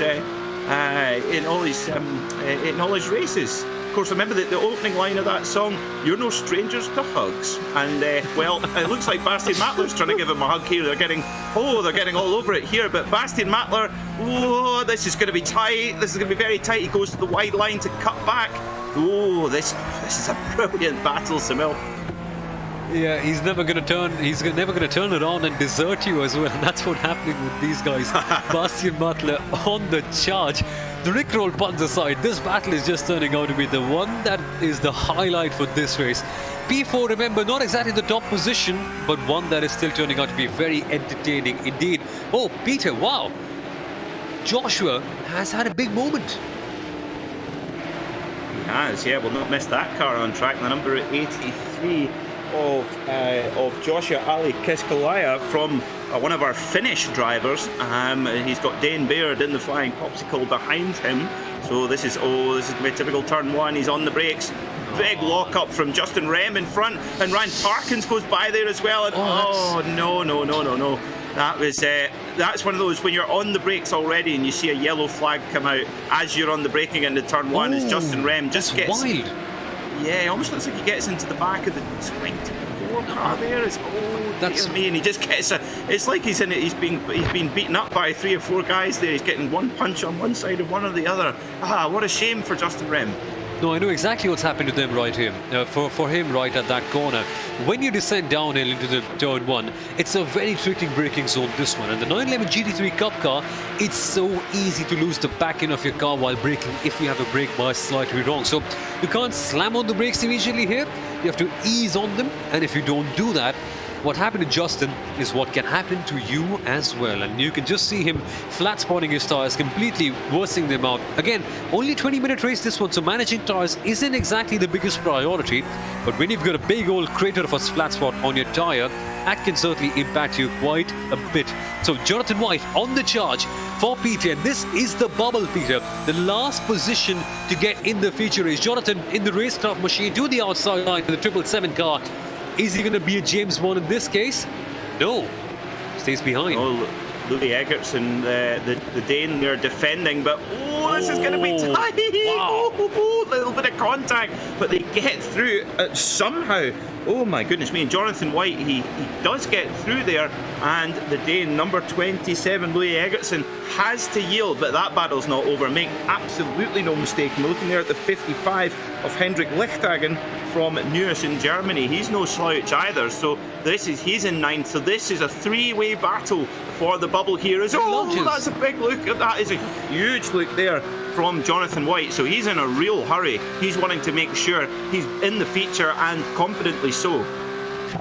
Well, they say patience is a virtue, but not so much for the 777 RaceKraft car right now. So he's on the charge. He wants to get as many positions as he can, and rightfully so. But for Jonathan White, P9 isn't enough. He wants to qualify as high as possible, and you can see it from the way he's driving, getting a good run towards the left-hander now. Is he looking for a move around the outside? That would be outrageous, mind you. He realizes that and stays behind. 2.5 minutes to go, Peter. He's on the prowl and he goes around the outside. That is insane. That is absolutely outrageous. That right there, ladies and gentlemen, is a fantastic move. Wow. Yeah, he made a mistake. The number 55 car of Hendrik Lichtenhagen made a mistake coming out of Michelin, but this is a big ask. As we've seen, this doesn't really go. And Jonathan White actually thinks better of it there and says, do you know what, if you want to stuff it up the inside there, on you go. That was a good presence of mind, actually, because so many drivers, they kind of let their ego get the better of them there, and it ends up in an accident. But the battle rages on, and, well, we've got 1 minute and 50 seconds to go. Now, where is our leader, Anders Meyer? So probably now 2 laps to go. We haven't had the white flag yet, so this is likely the penultimate lap right now for these drivers on screen. So things are getting rather heated for this battle that we are seeing on screen. The spinner! We see a spinner! Oh my goodness! Just as we were speaking about that battle, we see one car spinning out. Is that Louis Eggertson in the back? Yeah. So he just spun out. We saw the 777 just making moves. We saw Jonathan White getting past him a couple of laps ago. And he loses it all on his own, Peter. The throttle, you've got so much power on your right foot. Put it slightly wrong, and here you are being the fastest lawnmower in the world. Yeah, 485 horsepower lawnmower. Yeah, that's look at this side by side between Lichtenhagen and the 55 of the Lichtenhagen and Jonathan White. My apologies. Wow, this is such a good battle and so clean. Really aggressive but clean. That is a very difficult balance to strike, especially in a car. Well, just trying to keep this car in the straight and narrow, it can be a little bit of an effort. It might look friendly, it might look like it's got a friendly face, but trust me, this is a cold killer, this car, and it will bite you. It will bite indeed. So 28 seconds left for the race to win. Oh, he's got a big moment. Speaking about the bites, that was a big old example of what a Porsche can do if you don't drive it properly. Oh yes, certainly one exhibit of it there in this race. Well, I tell you what, Soumil, if the rest of the season is going to be even half as good as this racing tonight, we are going to be in for an absolute treat.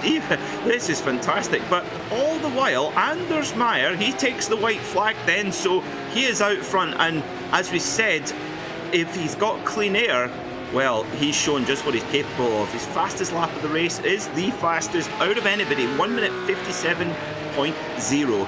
That is flying. So he will start a little bit down the pack in the feature, but watch for him to come through the field as that race progresses. He's had a bit of bad luck in the heat races, but in the Consolation one, he has completely redeemed himself, putting in the fastest lap, leading every single lap as far as I can remember, and Andreas Meyer just putting in a race of his life. The question is, can he replicate that in the feature one? Because if you remember closely, the heats were a bit tumultuous for him. If he can get something done with the kind of raw pace that is shown here right now, he could be in for a shot for a good top 10 result. And the amount of points that he scored with that one is just completely eye-watering. So again, Andreas Meyer approaching the final sector out of the circuit. The battle have just calmed down at the back. So Andreas Meyer on the charge towards the end for this one. He's been super. That's the only way I can say it. Yeah, he deserves this consolation race win for sure. Been really unlucky up to now, and yeah, he's been very, very impressive, has Anders Meyer for Team Berchen. As he comes through the NGK chicane for the final time round Coca-Cola curve. Lovely corner that, and on the gas for the final time then.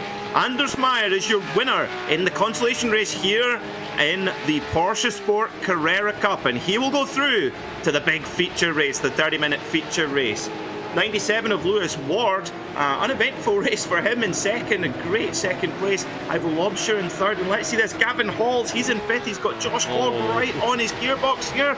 Well done, Gavin Halls in the PorscheSport car. I tell you what, that badge on the back of his car, Breakfast of Champions, is certainly bringing him luck today. Great drive from the number 38 man. And Hendrik Lichtenhagen, did he? Yes, he got over the line. And Jonathan White as well. So that is your Jonathan White getting the last spot in the feature. So that turned out to be quite a fun race that we saw with the 911 GT3 Cup cars at the Nurburgring. Consolation race is done. We thought we would see more carnage with 40 cars, but eventually it was a lot of drama in the end. And my goodness, an eventful race. Andreas Meyer winning from the front, a gap of 3.6 seconds. That was incredible. Certainly was, yeah. So there's your results then.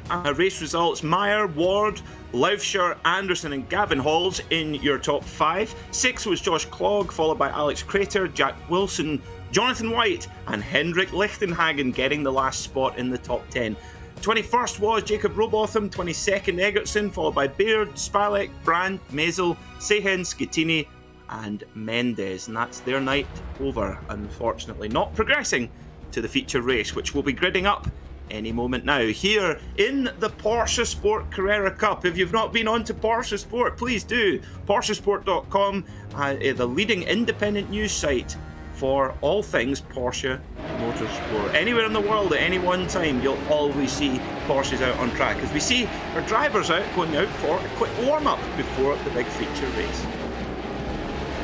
Absolutely, a 3-minute warm-up for all these cars to just get there, get a good idea of the track once again. Some of them have just been back from the consolation race, so they know exactly what the track temperatures are. Remember, for this one, the track temperatures and track conditions get carried on from one race to the other, so they're going to be virtually similar. And in one way, the Consolation race drivers will have a bit of an advantage because they know the exact conditions for the track now. They will, and that will be really actually a little bit of an advantage for those drivers. Although they're actually standing, or they're starting a little bit further back. You're right, that will make a difference. And of course, we must make our viewers aware that the track state is carried forward from heat to heat. So the track is ever evolving, and offline that means the tyre marbles, little tiny chunks of rubber that basically come off the abrasive nature of the tyre. They gather on the edge of the circuit, and if you just get offline and you get onto those marbles, well, it's a little bit like driving on a skating rink, especially in this car. Yeah, exactly. That's one thing to consider. And this GT3 Cup car, not so much in terms of aerodynamics. Oh my goodness, as we're seeing a car. That's just the most outrageous scene I've ever seen. With any GT3 category, and that's just one car going in and taking off. I don't know what happened. Now, speak of a warm-up, that was a flyer pretty much. I don't know what happened. Now, normally in these warm-ups we speak about what to expect in the race coming up, but that was too much. Yes, that would have got his attention, that's for sure. I hope he's not in a motion rig. Or VR. You can imagine if he's got a VR headset on. That would. Well, he's probably vomiting right now if he's wearing a VR headset. Well, weird things can happen. That's the only thing we can say in the world of sim racing. But we must speak about the more interesting aspect that's going to come up. We're going to have the grids pop up shortly on the screen, and Peter, I can't wait to see how this one plays out. We've got so many top drivers, the likes of Tim Matske, Robin Ostlund as well, Diogo Francisco, Job Delight. Who is your pick for the feature one? I know it's a tough question, this, but if you had to pick one driver, who would it be? Oh, you have thrown me underneath the proverbial bus. I have to say, do you know what? Watch for Anders Meyer. Anders Meyer, he's going to be revved up for this one. Starting on the backside of the top 10, he is going to be quick. Make no mistake. Indeed, we're now taking a look at the beautiful hills surrounding the Nurburgring GP circuit. It's a circuit with far more elevation than it may look like it. The drivers are going up and down, side to side like a roller coaster quite a bit here as we now see the starting grid on the screen. We certainly do. We're waiting for all our drivers to come on to the grid, and it will be Maxim Ramstein who starts on pole position from Diego Francisco, Tim Matske in third, Kieran Harris in fourth, Justin Tipton fifth, Dylan Burst sixth, Robin Ostlund seventh, Sam Koiter eighth, Michael Pedersen ninth, Martin Grabau will be in 10th, and Jose Manuel Padin will be in 12th, Tom Metherell 12th, Alan Powell 13th, Job Delight in 14th, 15th will be Espen Erlandsen, 16th Clement Andrio, and 17th Thomas Bilderland, 18th Martin Donati, 19th Oscar Wilkins, 20th Sergio Diamantis, and I think our drivers are just about to go. It's fast and furious here in the PorscheSport.com. And we are go here for the feature race here at the Nurburgring in the opening round of the PorscheSport Carrera Cup in the number 729 machine. That is Maxim Ramstein, gets away from pole position. Great start from him as our leaders pile into the Mercedes arena, and big hip check there for Diego Francisco, getting barged out the way. And well, this is looks more like a touring car race than a GT3 Cup car race so far. Yeah, Francisco just being bullied out of the way, as you mentioned. He's all the way down in P7 now after starting all the way up in P2. So Francisco having a tricky one there, but Maxim Ramstein leading. Oh my goodness, there's so much drama in the opening lap already. Yeah, Gavin Hall's in the 38 car there, getting turned around. Don't know what's happened to him, but that's going to put him right down the order in this feature race. Well.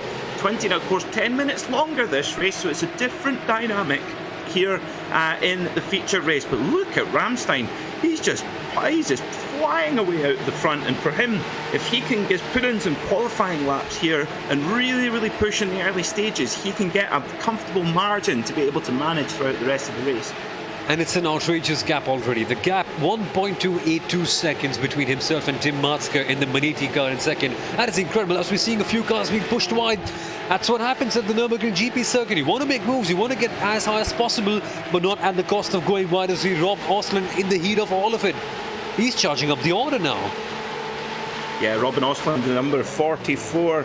The man from Gavel in Sweden, he's right in there getting his elbows out, and this is, that's the 43 there of Artem Grabau in the Wild Animals car, nicknamed the Lawmaker. Well, he is certainly bossing that situation and saying, nope, I'm not letting you past without a fight. Now though, we're seeing a battle for P2. This is Tim Matska and Justin Tipton. These two guys were superb in the heat races. What can they produce right here? Robin Osland, as we are seeing in the 44 car. Now frame as we see a crash. Again, turn 1 strikes and Nurburgring GP circuit. This place just breeds carnage. Oh, I think that was Diego Francisco there. Yes, it is. Oh no. And he quits. He's gone back to pit lane. No fast repairs. He is out of that car. Day over for the number 48. So we're going to get a replay of that then. Heading down to turn 1, 48 versus 68. So that's Dylan Burst. Oh, the man. And of course, just gets a little tap there from Diego Francisco. And, well, no. That's, it's just a car park down there, isn't it? And it also, the camber drops off so aggressively. It's almost like driving off a curb. It's just horrible. It's properly horrible, and Dylan Burst will just be having a few aggressive words on the cusp of his lips right there, because what just happened, got turned it on, gentle touch, and they just go spinala mode pretty much. And Dylan Burst trying to get back on the track safely, but again, that's what happens, you know. With some drivers trying to take avoiding action by going to the outside, Dylan Burst, he just tried to reverse at the wrong moment and bang, he hit another car right there. So that can happen. That's this circuit. The turn 1 can just catch out so many people, and Dylan Burst is having such a good race in the end, being caught out. And for Diogo Francisco, it's just gone from bad to worse, losing 6 odd positions in the start, and now what is it? He's pretty much returned from the race now. So again, when things go wrong, they go horribly wrong now. Yeah, that was the shame. I'm not entirely convinced. Yeah, I'm not. If there was contact there, or if Burst got a little bit loose on his own, I guess we won't find out. Possibly we'll need to try and find out after the race what happens there. But back at the front, the number 2 of Justin Tipton, the man with amazing skill behind the wheel, but certainly not with a paintbrush with those pink wheels. But I tell you what, who cares what colour the wheels are? I'll have pink wheels on my car if I can drive like him. He's sitting in the final podium spot right now with Tim Matska, the Maniti Racing founder, right in front. And I have to say, I've seen Tim Matska when I've raced a few of the Porsche Cup races, the official races on iRacing, where it's just sign up and have a go. And when you see his name, you go, oh no, well, I'm not winning this one. He's a proper dominator when he comes on the track, and he's doing quite a decent job. Now Tipton, he did quite a good job in the heat races. If you remember, he was charging up the order and making so many places. He has to channel some of the same energy now if he wants to get some good points. Again, P3 is not a bad place to be in, but imagine what can happen if you're in P2 instead of P3. Again, a whole heap of points and a big financial reward in question as well. So Tipton in that RaceKraft machine doing a good job. We see a couple of cars at the back there as well, maintaining social distancing. That's not what Tipton wants now. He's on the tail of Matska in the Maniti car. Here he comes, nose to tail at this stage. He's going for the lunge. He's trying to get something done now. He's still at the back. Matska defending very well. And you kind of get a feeling that Tipton will try to make something happen at the chicane, or if not there, maybe at the final corner. Yeah, it's a good day so far for M Engineering, with Maxim Ramstein out front and Kieran Harrison, his teammate, sitting in 4th position. So they certainly are HM. It might well start for His Majesty, because they are, so far, they are PorscheSport Carrera Cup royalty. Look at that, those red and black machines. Lovely paint scheme as well, I must say. It looks very, very nice indeed. But I tell you what's not nice is having Justin Tipton filling your mirrors as you're heading down into turn 1. They're hard on the brakes. Look at that camber drop off. Yeah, it's such a horrible bounce there, and so easy for this car to get upset and split the dummy. And we're going to see a lot more of that when Formula 1 returns to the Nurburgring circuit later on in the year. But we must focus on the Porsches and the GT racing that we're getting right now, because Tipton still on the charts. This battle has been going on for quite a while. And just as I said, there are quite a few big movers in this race as well. So Kieran Harrison is in P4 in the HM Engineering car. We spoke about him quite a bit in the heats. Right now he's sitting behind, getting a nice and easy view of this battle between Tipton and Matska. And it's safe to say that these guys have been going completely at it, but Tipton just not finding the X factor, the extra edge that can propel him up the order. But at the top though, the 729 dominating. Wow, Maxim Ramstein, in every single race that he's been part here today, he's just grabbed the race by the jugular and has gone ahead and scored maximum points. Is the same thing on the cards here today? Well, if he maintains it the way he is doing so far, it could be a big point score in the back for him now. Yeah, it certainly will be. And of course, next time out, we're heading to the Road America, which, it has to be said, is a completely different circuit to the Nurburgring here, the GP circuit. Very much a drafting circuit. Oh no, that's the number 17 of, that is Martin Donati in the cast car after just pinching that spot in the feature, that automatic entry. He's had an off, so let's see what happens here. Oh dearie me, you have this inevitability here for Martin Donati. What's going to happen here? Can't quite tell who that is, just having a look up the inside. That's, oh no, oh dear, that's a punt is what. Oh, and another one. Oh, and a third. Oh, gee whiz, that's nothing much you could have done there. And it's bad enough when you get taken out once, but when you get a second one for good measure, that's even more upsetting. As we see, just as we speak about cars being bunted off, we were seeing one car in a very obscure place. Now, we've seen cars being all the way across in the Nürburgring. We've seen them in weird places, but all the way far off to the left of turn 1, where a corner you actually have to turn right. That's one of the more bizarre sights you'll see here. But yeah, that aside, Andreas Meyer, we spoke about him being a dark horse early on in this race, Peter, and he has proved that exactly so much. Won the Consolation race, dominated that one. He's up in P10, which by no means is a bad place to be in. So Andreas Meyer just proving that he knows track conditions, knows what to do, and after that rather hectic heat race for him, he's coming back stronger.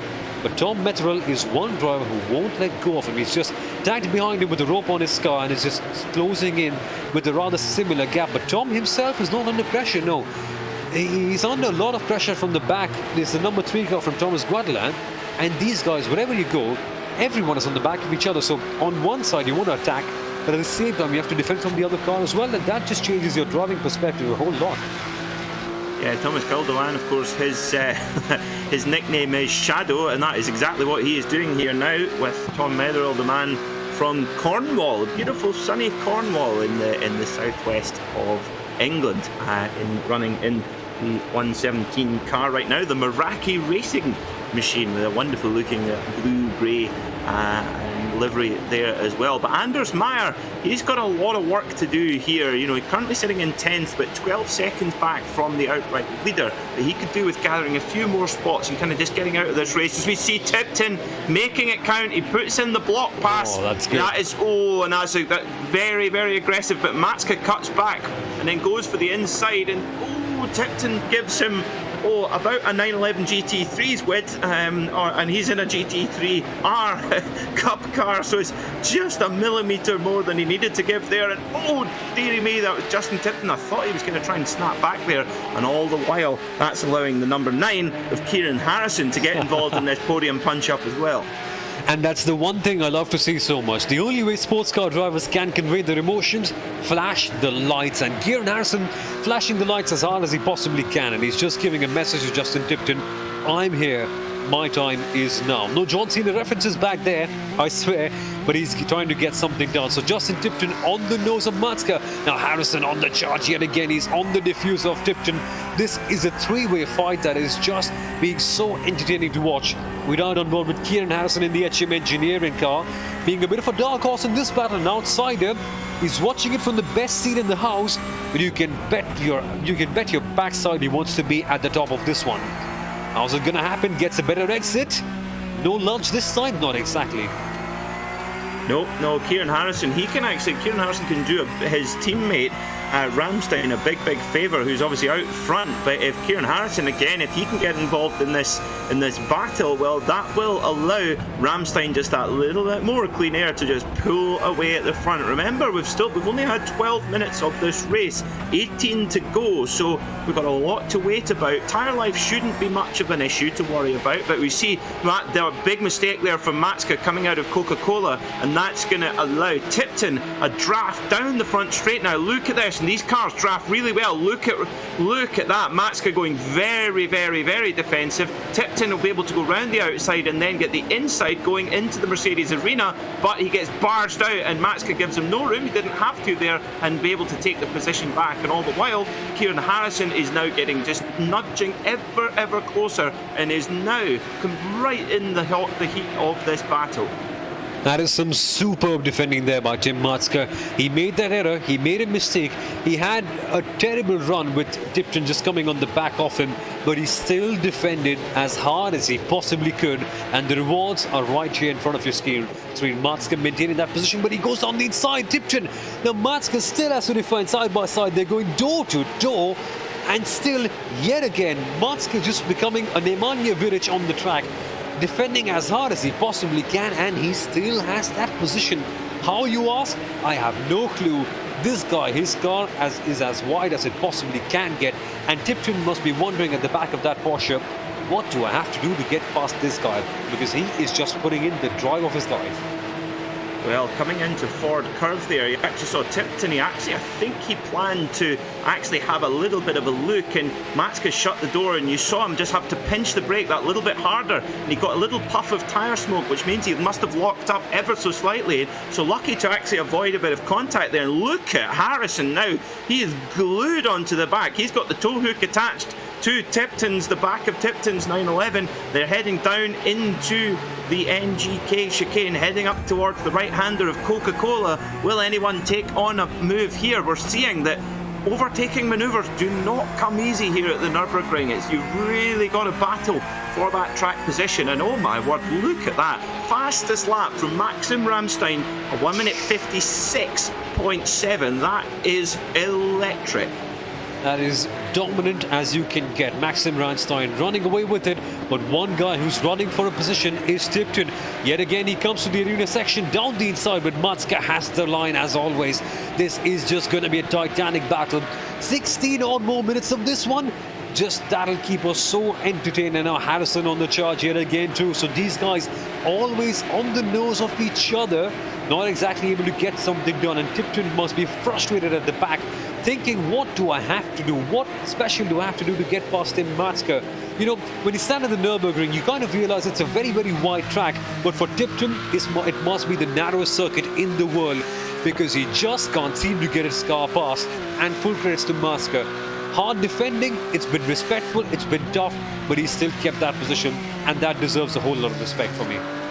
Yeah, Tipton there, wow, he was absolutely millimetres away from Matska's rear bumper there, and he's definitely fast going into the right-hander of Ford before you head down towards the Dunlop hairpin. And well, oh dearie me, that was millimetres away from Matska getting turned around. And you've got to think, with these drivers running so close together, they're doing a grand job to avoid contact. You've got to think that this is just a cork.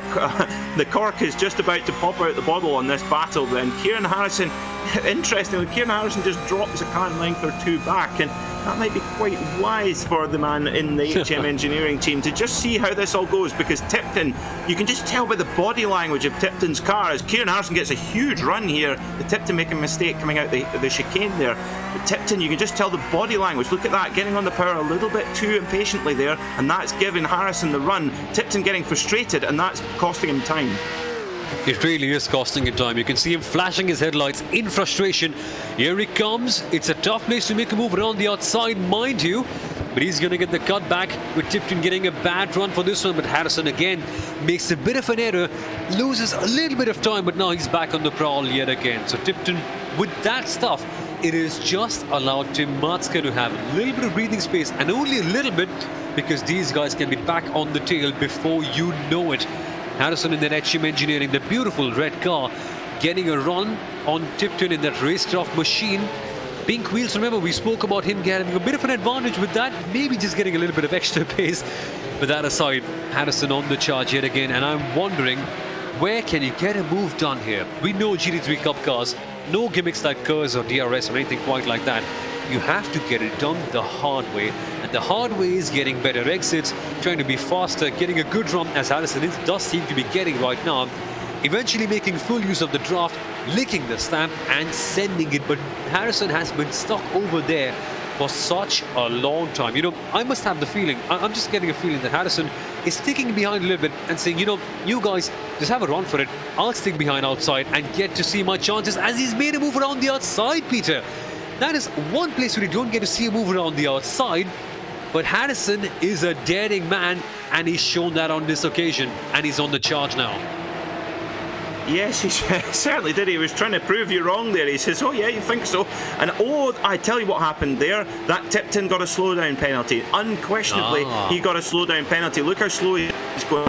It's almost like he's just like the horse. But yes, at the Michael Schumacher-esque, he gets a slowdown penalty, has to serve it immediately. Kieran Harrison spots what's going on and goes by. So all of a sudden, we've got a bit of distance between these three drivers. So let's see how that's going to go. We're now going to see what the ultimate pace of these three men, Matska and now Harrison and Tipton. So Tipton's got a little bit, like you say, we said he was driving aggressively. We said he was maybe getting a bit impatient, judging by the body language of his car.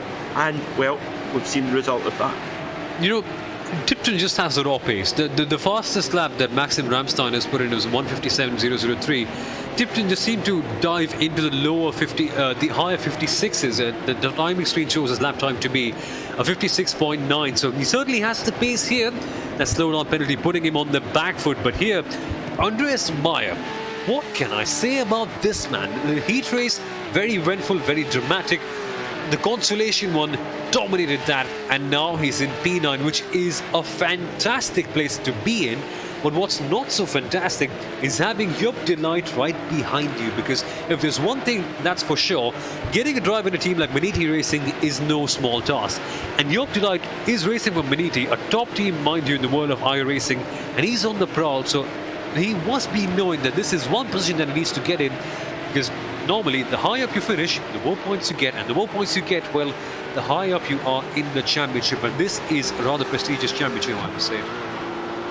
It is, yeah. The PorscheSport Carrera Cup is what you're watching. Do not go anywhere. We've got 10 minutes to go in this feature race, and it's going to get very, very spicy here in a second, as we see Anders Meyer now in 9th place, but losing time to Maxim Ramstein, the leader. He's now 17 seconds back. He was as close as 12 seconds not all that long ago. So you've got to think with a bit of a better result, with an automatic entry into the feature race, would have made a big, big difference for the Team Berkenman. But back at the front, well, this battle for 2nd, 3rd and 4th, well, Matska's actually been able to use that squabble or that slowdown from Tipton and Harrison going by. Matska's been able to just edge away and just grow a little bit of a cushion. So if he can run a few consistent laps here, he can maybe just build on that and just allow Harrison and Tipton to battle away with one another.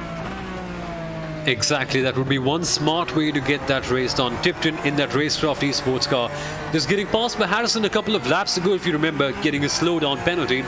And we know RaceKraft esports is watching this race with a lot of eagerness, and they would like to see their man get a good result in. He's on the fringes of the podium. He can get something on. His pace has been there. A best lap of 1:56.909, which is fantastic. But what can he do with this one? You know, a classic Murray Walker quote over here that I'm going to put out. It's one thing closing up to one car, it's a completely different thing passing them in. And in these 911 GT3 Cup cars, no traction control, no ABS, tricky circuit like Nurburgring, making moves is one daring task. And we have seen drivers get that done. Is there enough in the tank for Justin Tipton with 9 minutes to go? That's the question. That said, we are seeing a few battles in the midfield as well, because from the looks of it, Jose Manuel Padin, who lost a few positions at the start, is under some pressure. Yeah, he is indeed. And I have to say that Tipton not able to really ask Kieran Harrison any questions just yet. And well, if he wants to get on that podium, he'll need to. But all the while, look at Matska. It's really interesting how, with clear air and not having to defend, Matska's been able to just stretch away, and that's interesting. So, yeah, really interesting how we're going to see how when these drivers go to Road America in a couple of weeks' time, completely different battle altogether, loads of overtaking opportunities, and of course the big draft effect, which actually these cars do have a really good draft effect and a good slipstream effect, so you get quite a lot of pack racing there. So you see Tipton hard on the brakes. Can he tuck it into the apex? He can. Really quick round there for those guys, and Tipton, you've got to think that he kind of needs to get past Harrison and get onto the back of Matska as quick as he can. As Anders Meyer, he's got up to 8th position now. And time is running out. Look at him, Tipton just getting in a friendly bump, reminding him that his car is right here and he doesn't need to worry too much. But well, frankly, Tipton is giving him every single reason to worry, because you saw him getting as close as you could possibly get without causing an accident. So social distancing not exactly being maintained on the track, but thankfully that is exactly what we want to watch at the Nurburgring. Again, time is running out, folks. 7.5 minutes left till the end of this race. So Tim Matska taking a bit of the fresh air. He could just put in a good lap or two with no cars right ahead of him. He can use all the fresh air and take a lot of gap between Kieran Harrison and Tipton right at the back. But for these guys, it's pressure, pressure, pressure all the way through. Remember, the battle is for the podium places, and only one car from these two can get up there. So who will it be in the end? That's exactly what we're going to find out as Tipton gets ever so close, putting Harrison in a bit of a spot now. Yeah, a little bit. Yeah, Harrison having to just go a little bit more defensive, and defensive is not the fastest way around the circuit, and for Matska, that is just his absolute dream here. So Tipton, he really has to try and make a move on Harrison now. He's, is he going to look into the chicane? Oh, we know that's not advisable going in there, going through the NGK chicane, heading towards Coca-Cola now. The final corner, has a little, sticks his nose up the inside. Will, but has he got the exit? Oh, perhaps there, as we look at those wonderful centre lock caps on those 911 GT3 wheels. It's a shame about the paint job on them, but never mind. And maybe next time take the paint off, save some weight. Heading down into turn 1 now. Oh, they're dropping off the cliff here, bang! And you get that horrible just crash. It's not nice at all as we head through the Mercedes arena. Really, really technical part of the circuit. And technical parts are really where the very best drivers make up that lap time through a black magic that I have to say, Soumil, I have yet to understand. Same here. There's a reason why we are commentating rather than driving and being part of these races. But again, there's a lot to learn, there's a lot to look out for, including the tyres. Remember this race, Peter, a feature one, so 30 minutes long. So normally in the heat one, you're not really putting your tyres under a lot of pressure, but with the 10 extra minutes, and with these drivers driving as hard as they possibly can, you can imagine the tyres coming under a lot of pressure, especially in the corner, like in the corners at the Mercedes arena, because the tyres are understeering the lot. You're putting them under immense pressure right there. With these guys, maybe it could all come down to whose tyres are the freshest towards the end as well. So conserving a little bit at the start, that could be one strategy that pays off. Is it going to be Tipton or Harrison? That's one thing that the answer to which we're going to find out soon. We are seeing more battles across the field, but we have to speak a little bit, just a little bit, about Maxime Ramstein as well, because at the top, he has just been phenomenal. 2.1 seconds the gap in the 729 Porsche. He has just grabbed this race by the scruff of the neck and has driven off in the sunset. What a drive it has been so far. Only 5 minutes left for him, and only 5 minutes left for the likes of Harrison to make a move and get something done as well. Yeah, that gap, actually 5 seconds, might be the timing screen frozen, but yeah, 5.5 seconds is the gap for Ramstein. That really, really impressive for a drive from him, for the long-time sim racer from the Netherlands. So we look at Jose Manuel Padin in the 119, as we've got the 199 there at the front as well. So Jose Manuel in 8th. He's got Anders Meyer behind him, who's now back to 9th. So they're obviously having a little bit of a battle as we see Jose Manuel holding strong into turn 1. Jose Manuel, one of our Spaniards in the field. So nice to have a Spanish driver joining us in this PorscheSport Carrera Cup. Speaking of Porsche Sport, don't forget to subscribe to the PorscheSport podcast, which releases every Thursday, and we will be covering all the action in this series and all the reaction, all the information of the comings and goings from this series. So don't forget to download that on Thursday from your chosen podcast. So then, Tom Metterl is defending from Thomas Guedland. There have been battles all the way through the field from start to finish. It's hard to think that there's only 3 minutes left in this race considering how quickly time has flown by. But for these guys, the clock will be ticking and ticking hard, because with 3 minutes to go, for Tom Metterl, he'll be thinking, okay, can I outlast Thomas? Can I hold and stick onto my position like a baby grabbing onto the finger of his mother and keep that 12th place? It'll give him a good deal of points, but for Thomas, it's all about that one extra position. He gets a good run on the Schumacher S's. Here he comes. Is he going to make a move this time out? Lunges to the inside. Looks a little bit, not a lunge, I'm sorry, but stays behind. And I kind of get a feeling, Peter, that he's getting a good run, Thomas. He has the raw pace. It's all about trying to look for one opportunity, and at a circuit like the Nurburgring and GT3 Cup cars, that opportunity can sometimes be rare to come past. It is, yeah. I think that's what's been proven today. Our drivers have really had to... The track position has been so hard fought, and we've seen some incredible defensive driving. We've seen some really amazing aggressive attacking driving too, and that's just because it's so hard. As Oscar Wilkins get loose, and that's Mattler, the Monegasque driver's going to stuff it up the inside at Coca-Cola corner, the final bend, and they go getting on the gas there. Oh dear me, remember that Oscar, he's driven these cars, an older version at least, in the real world, so he knows exactly how they behave. And you look at Lewis Ward, they're going 3 wide into turn 1. Oh, this does not fit. Oh my goodness me. Oh, but the drivers, they do well in the opening phase of the corner. Well done to all 3 of those drivers to getting through there, because that was tight. That was insane. That is the sort of racing that we have all tuned in to watch in the end. And how have they kept it clean? I have no clue, but the racing is turning out to be superb now. The 98 under so much pressure. Bastien Mattler, you spoke about him being Monegasque. They have a lot of tradition of racing back in that country, but now he has to just bring it down to the Nürburgring circuit, and he's doing a good job defending. The clock is ticking. 1.5 minutes. He makes one mistake and he gets swallowed up by 3, 4, 5, 6 cars in the back now. So the pressure is well and truly on him.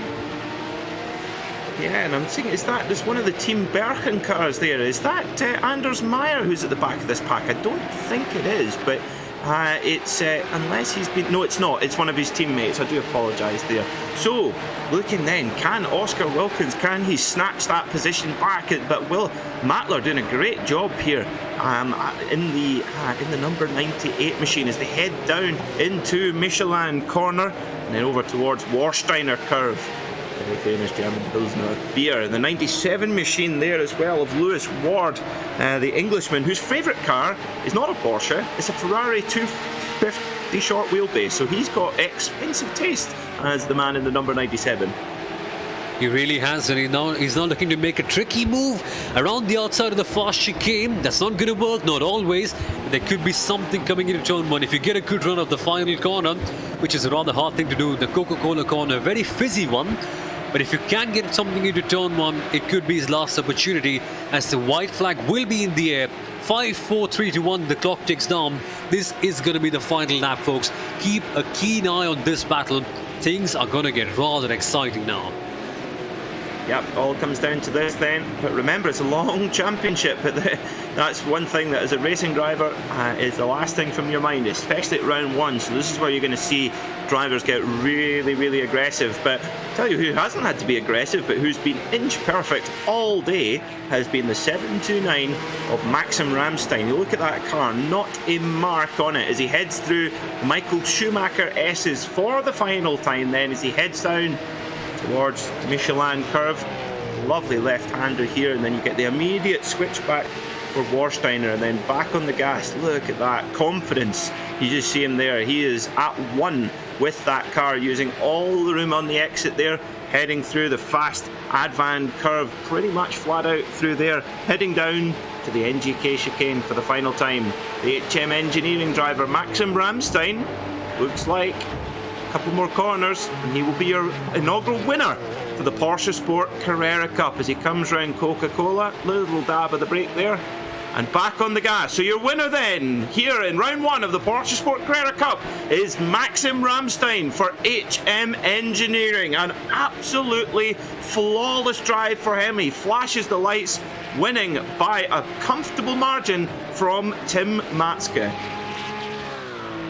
Superb race over there by Maxim Ramstein, dominating this one, and this battle for P6 comes to an end as well, with Michael Pedersen finally taking home the flag in 6. But what happens for this one? We've been tracking this battle for quite a long time. Seems that the 98 just cruises home and keeps the things for himself. Sebastian Matler, the Monegasque driver, swings across the final corner. He takes the checkered flag in P6, with all the other drivers funneling out right behind him. This was a super battle coming right down to the end, but the one thing that got proven in the end was passing at the Nurburgring can be a bit tricky at times. Track position paid off in the end, and Bastian Matler coming home in P6. So, who are we watching on screen? That's the number 17 car, Peter.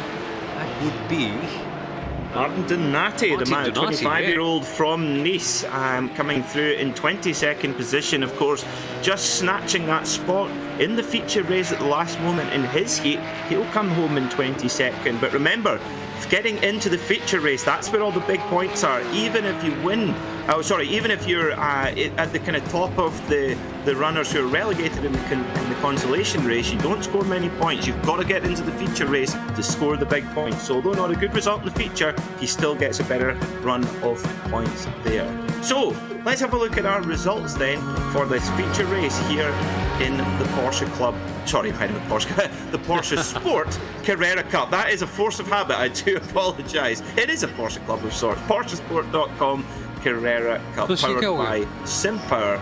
So, your winner then, Maxim Ramstein in the 729, leads Tim Matske by 5.9 seconds. Kieran Harrison in third, with Justin Tipton fourth, and Robin Usland in fifth. 6th was Michael Pedersen, and 7th was Artem Grabau. 8th was Anders Meyer, 9th Jonathan White, and 10th Joop de Light in the Maniti Racing machine. 11th was Thomas Galdalen, with Bastian Matler, the Monegasque driver, in 12th. 13th, I've just seen my feed has just cut out of me. Soumil, have you got 13th down? Can you help me out here? I have. My screen just seems to be. My screen seems to be slightly pixelated. I guess that's what happens with slow internet at times. But yeah, we've got. It's not just me. Yeah, but yeah, that just seems to be the case. But that aside, Peter, fantastic racing that we saw over here. In the consolation races, we saw a lot of drama. In the heat races, there was a lot of cautious driving. But in the end, we can clearly say the Carrera Cup heat races, that's a rather good idea. I have to say, it's an interesting concept, and it has worked a real treat.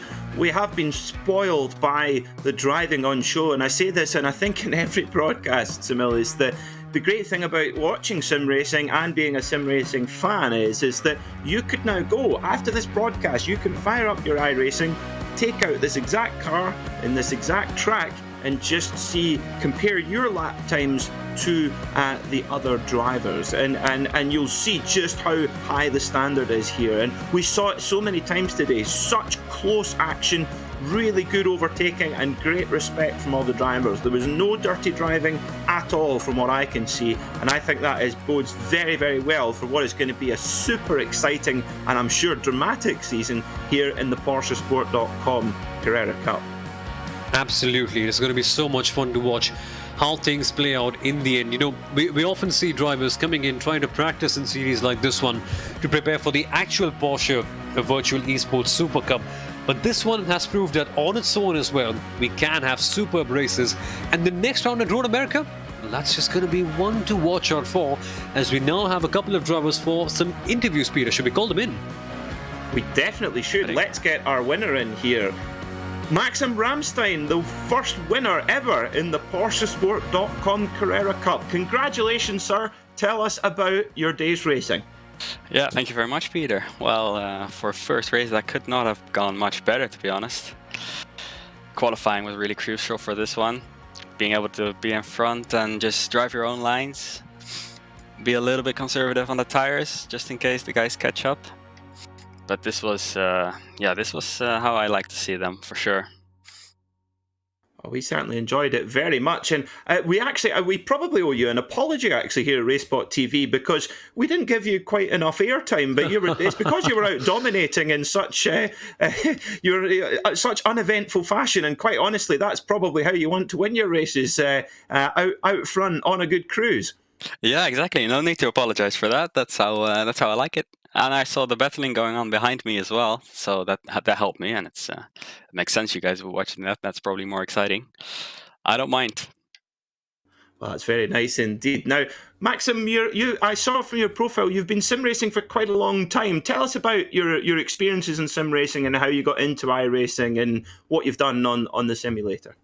Yeah. I started out basically as soon as I could walk, I think, with games like Need for Speed and everything.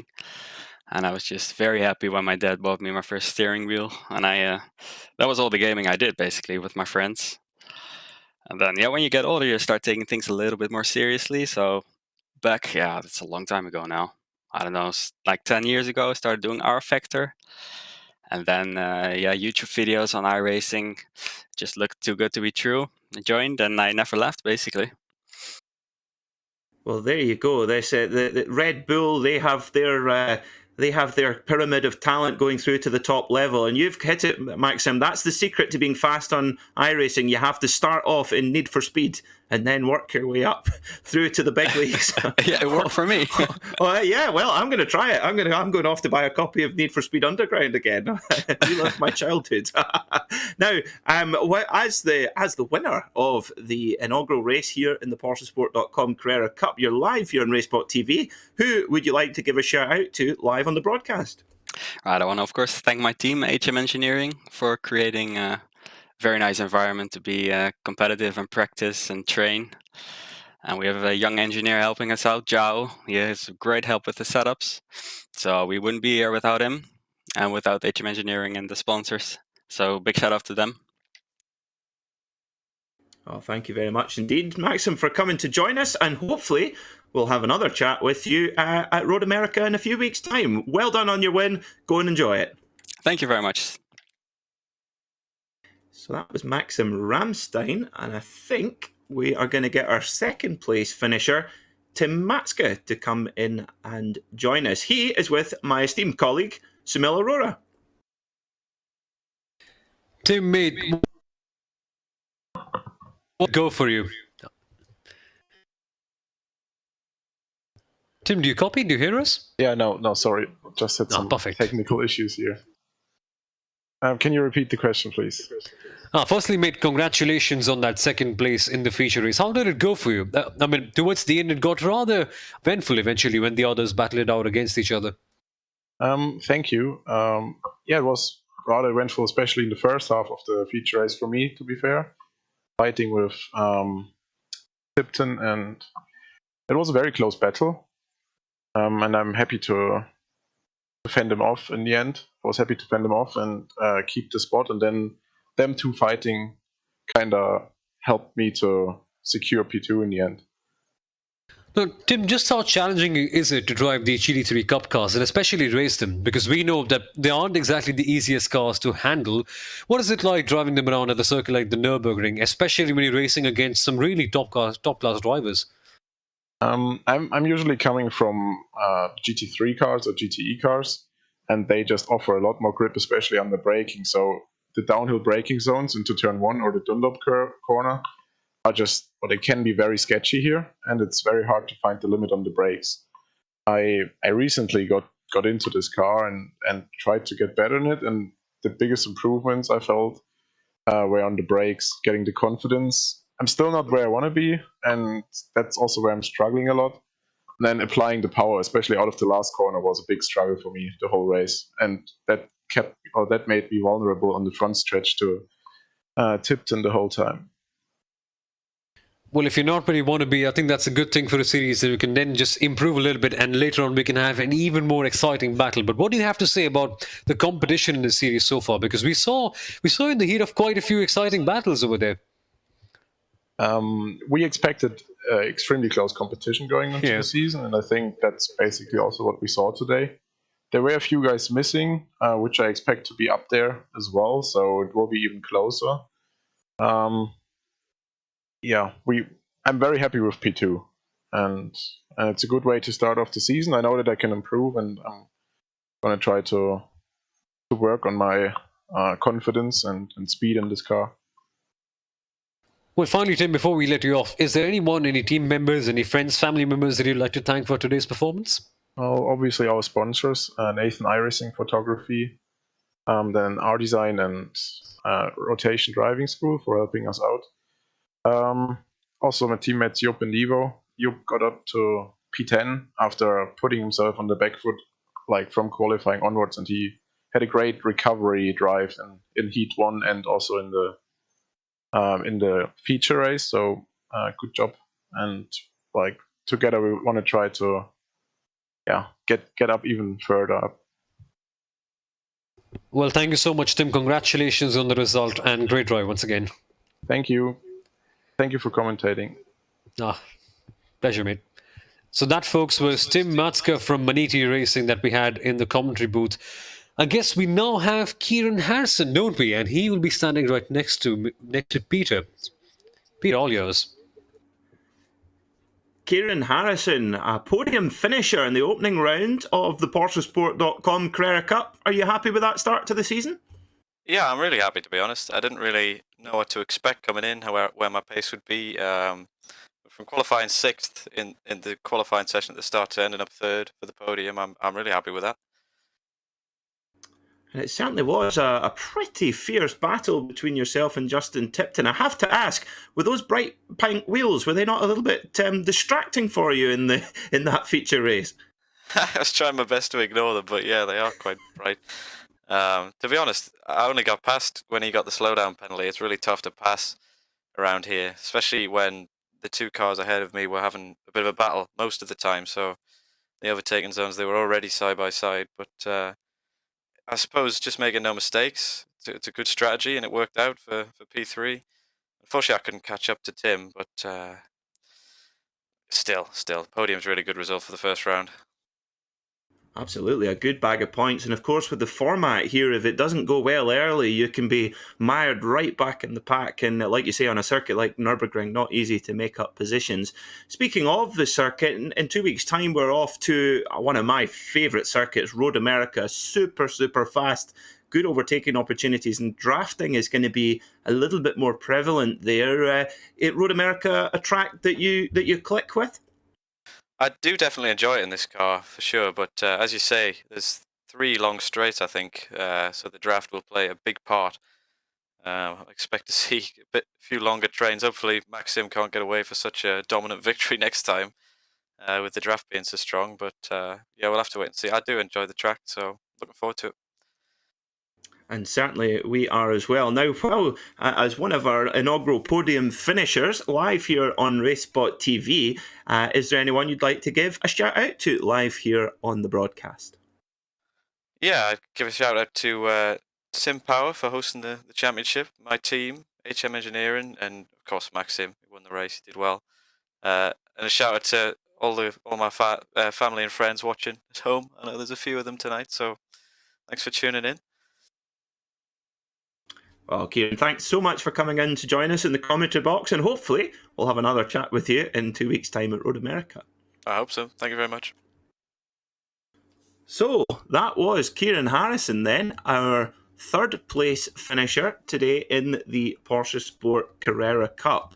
That concludes the action that we've had for you today in the PorscheSport.com Carrera Cup. It's been an absolute joy to call the racing with my colleague Soumil Arora. We will be back in 2 weeks' time at Road America for some more action here in the PorscheSport Carrera Cup. You can see on your screen right now the schedule for the entire season, going to some proper classic circuits. Imola, Interlagos in Brazil, the Circuit Gilles Villeneuve in Montreal in Canada, Zandvoort in Holland, and then Spa-Francorchamps for the season finale, all the way over in October, on the 18th of October. So put all those dates in your calendar. We're certainly looking forward to covering them here on Racespot TV. That's about all we've got time for. Thanks for watching in the PorscheSport Carrera Cup, and we will see you in 2 weeks' time at Road America. Thanks for watching.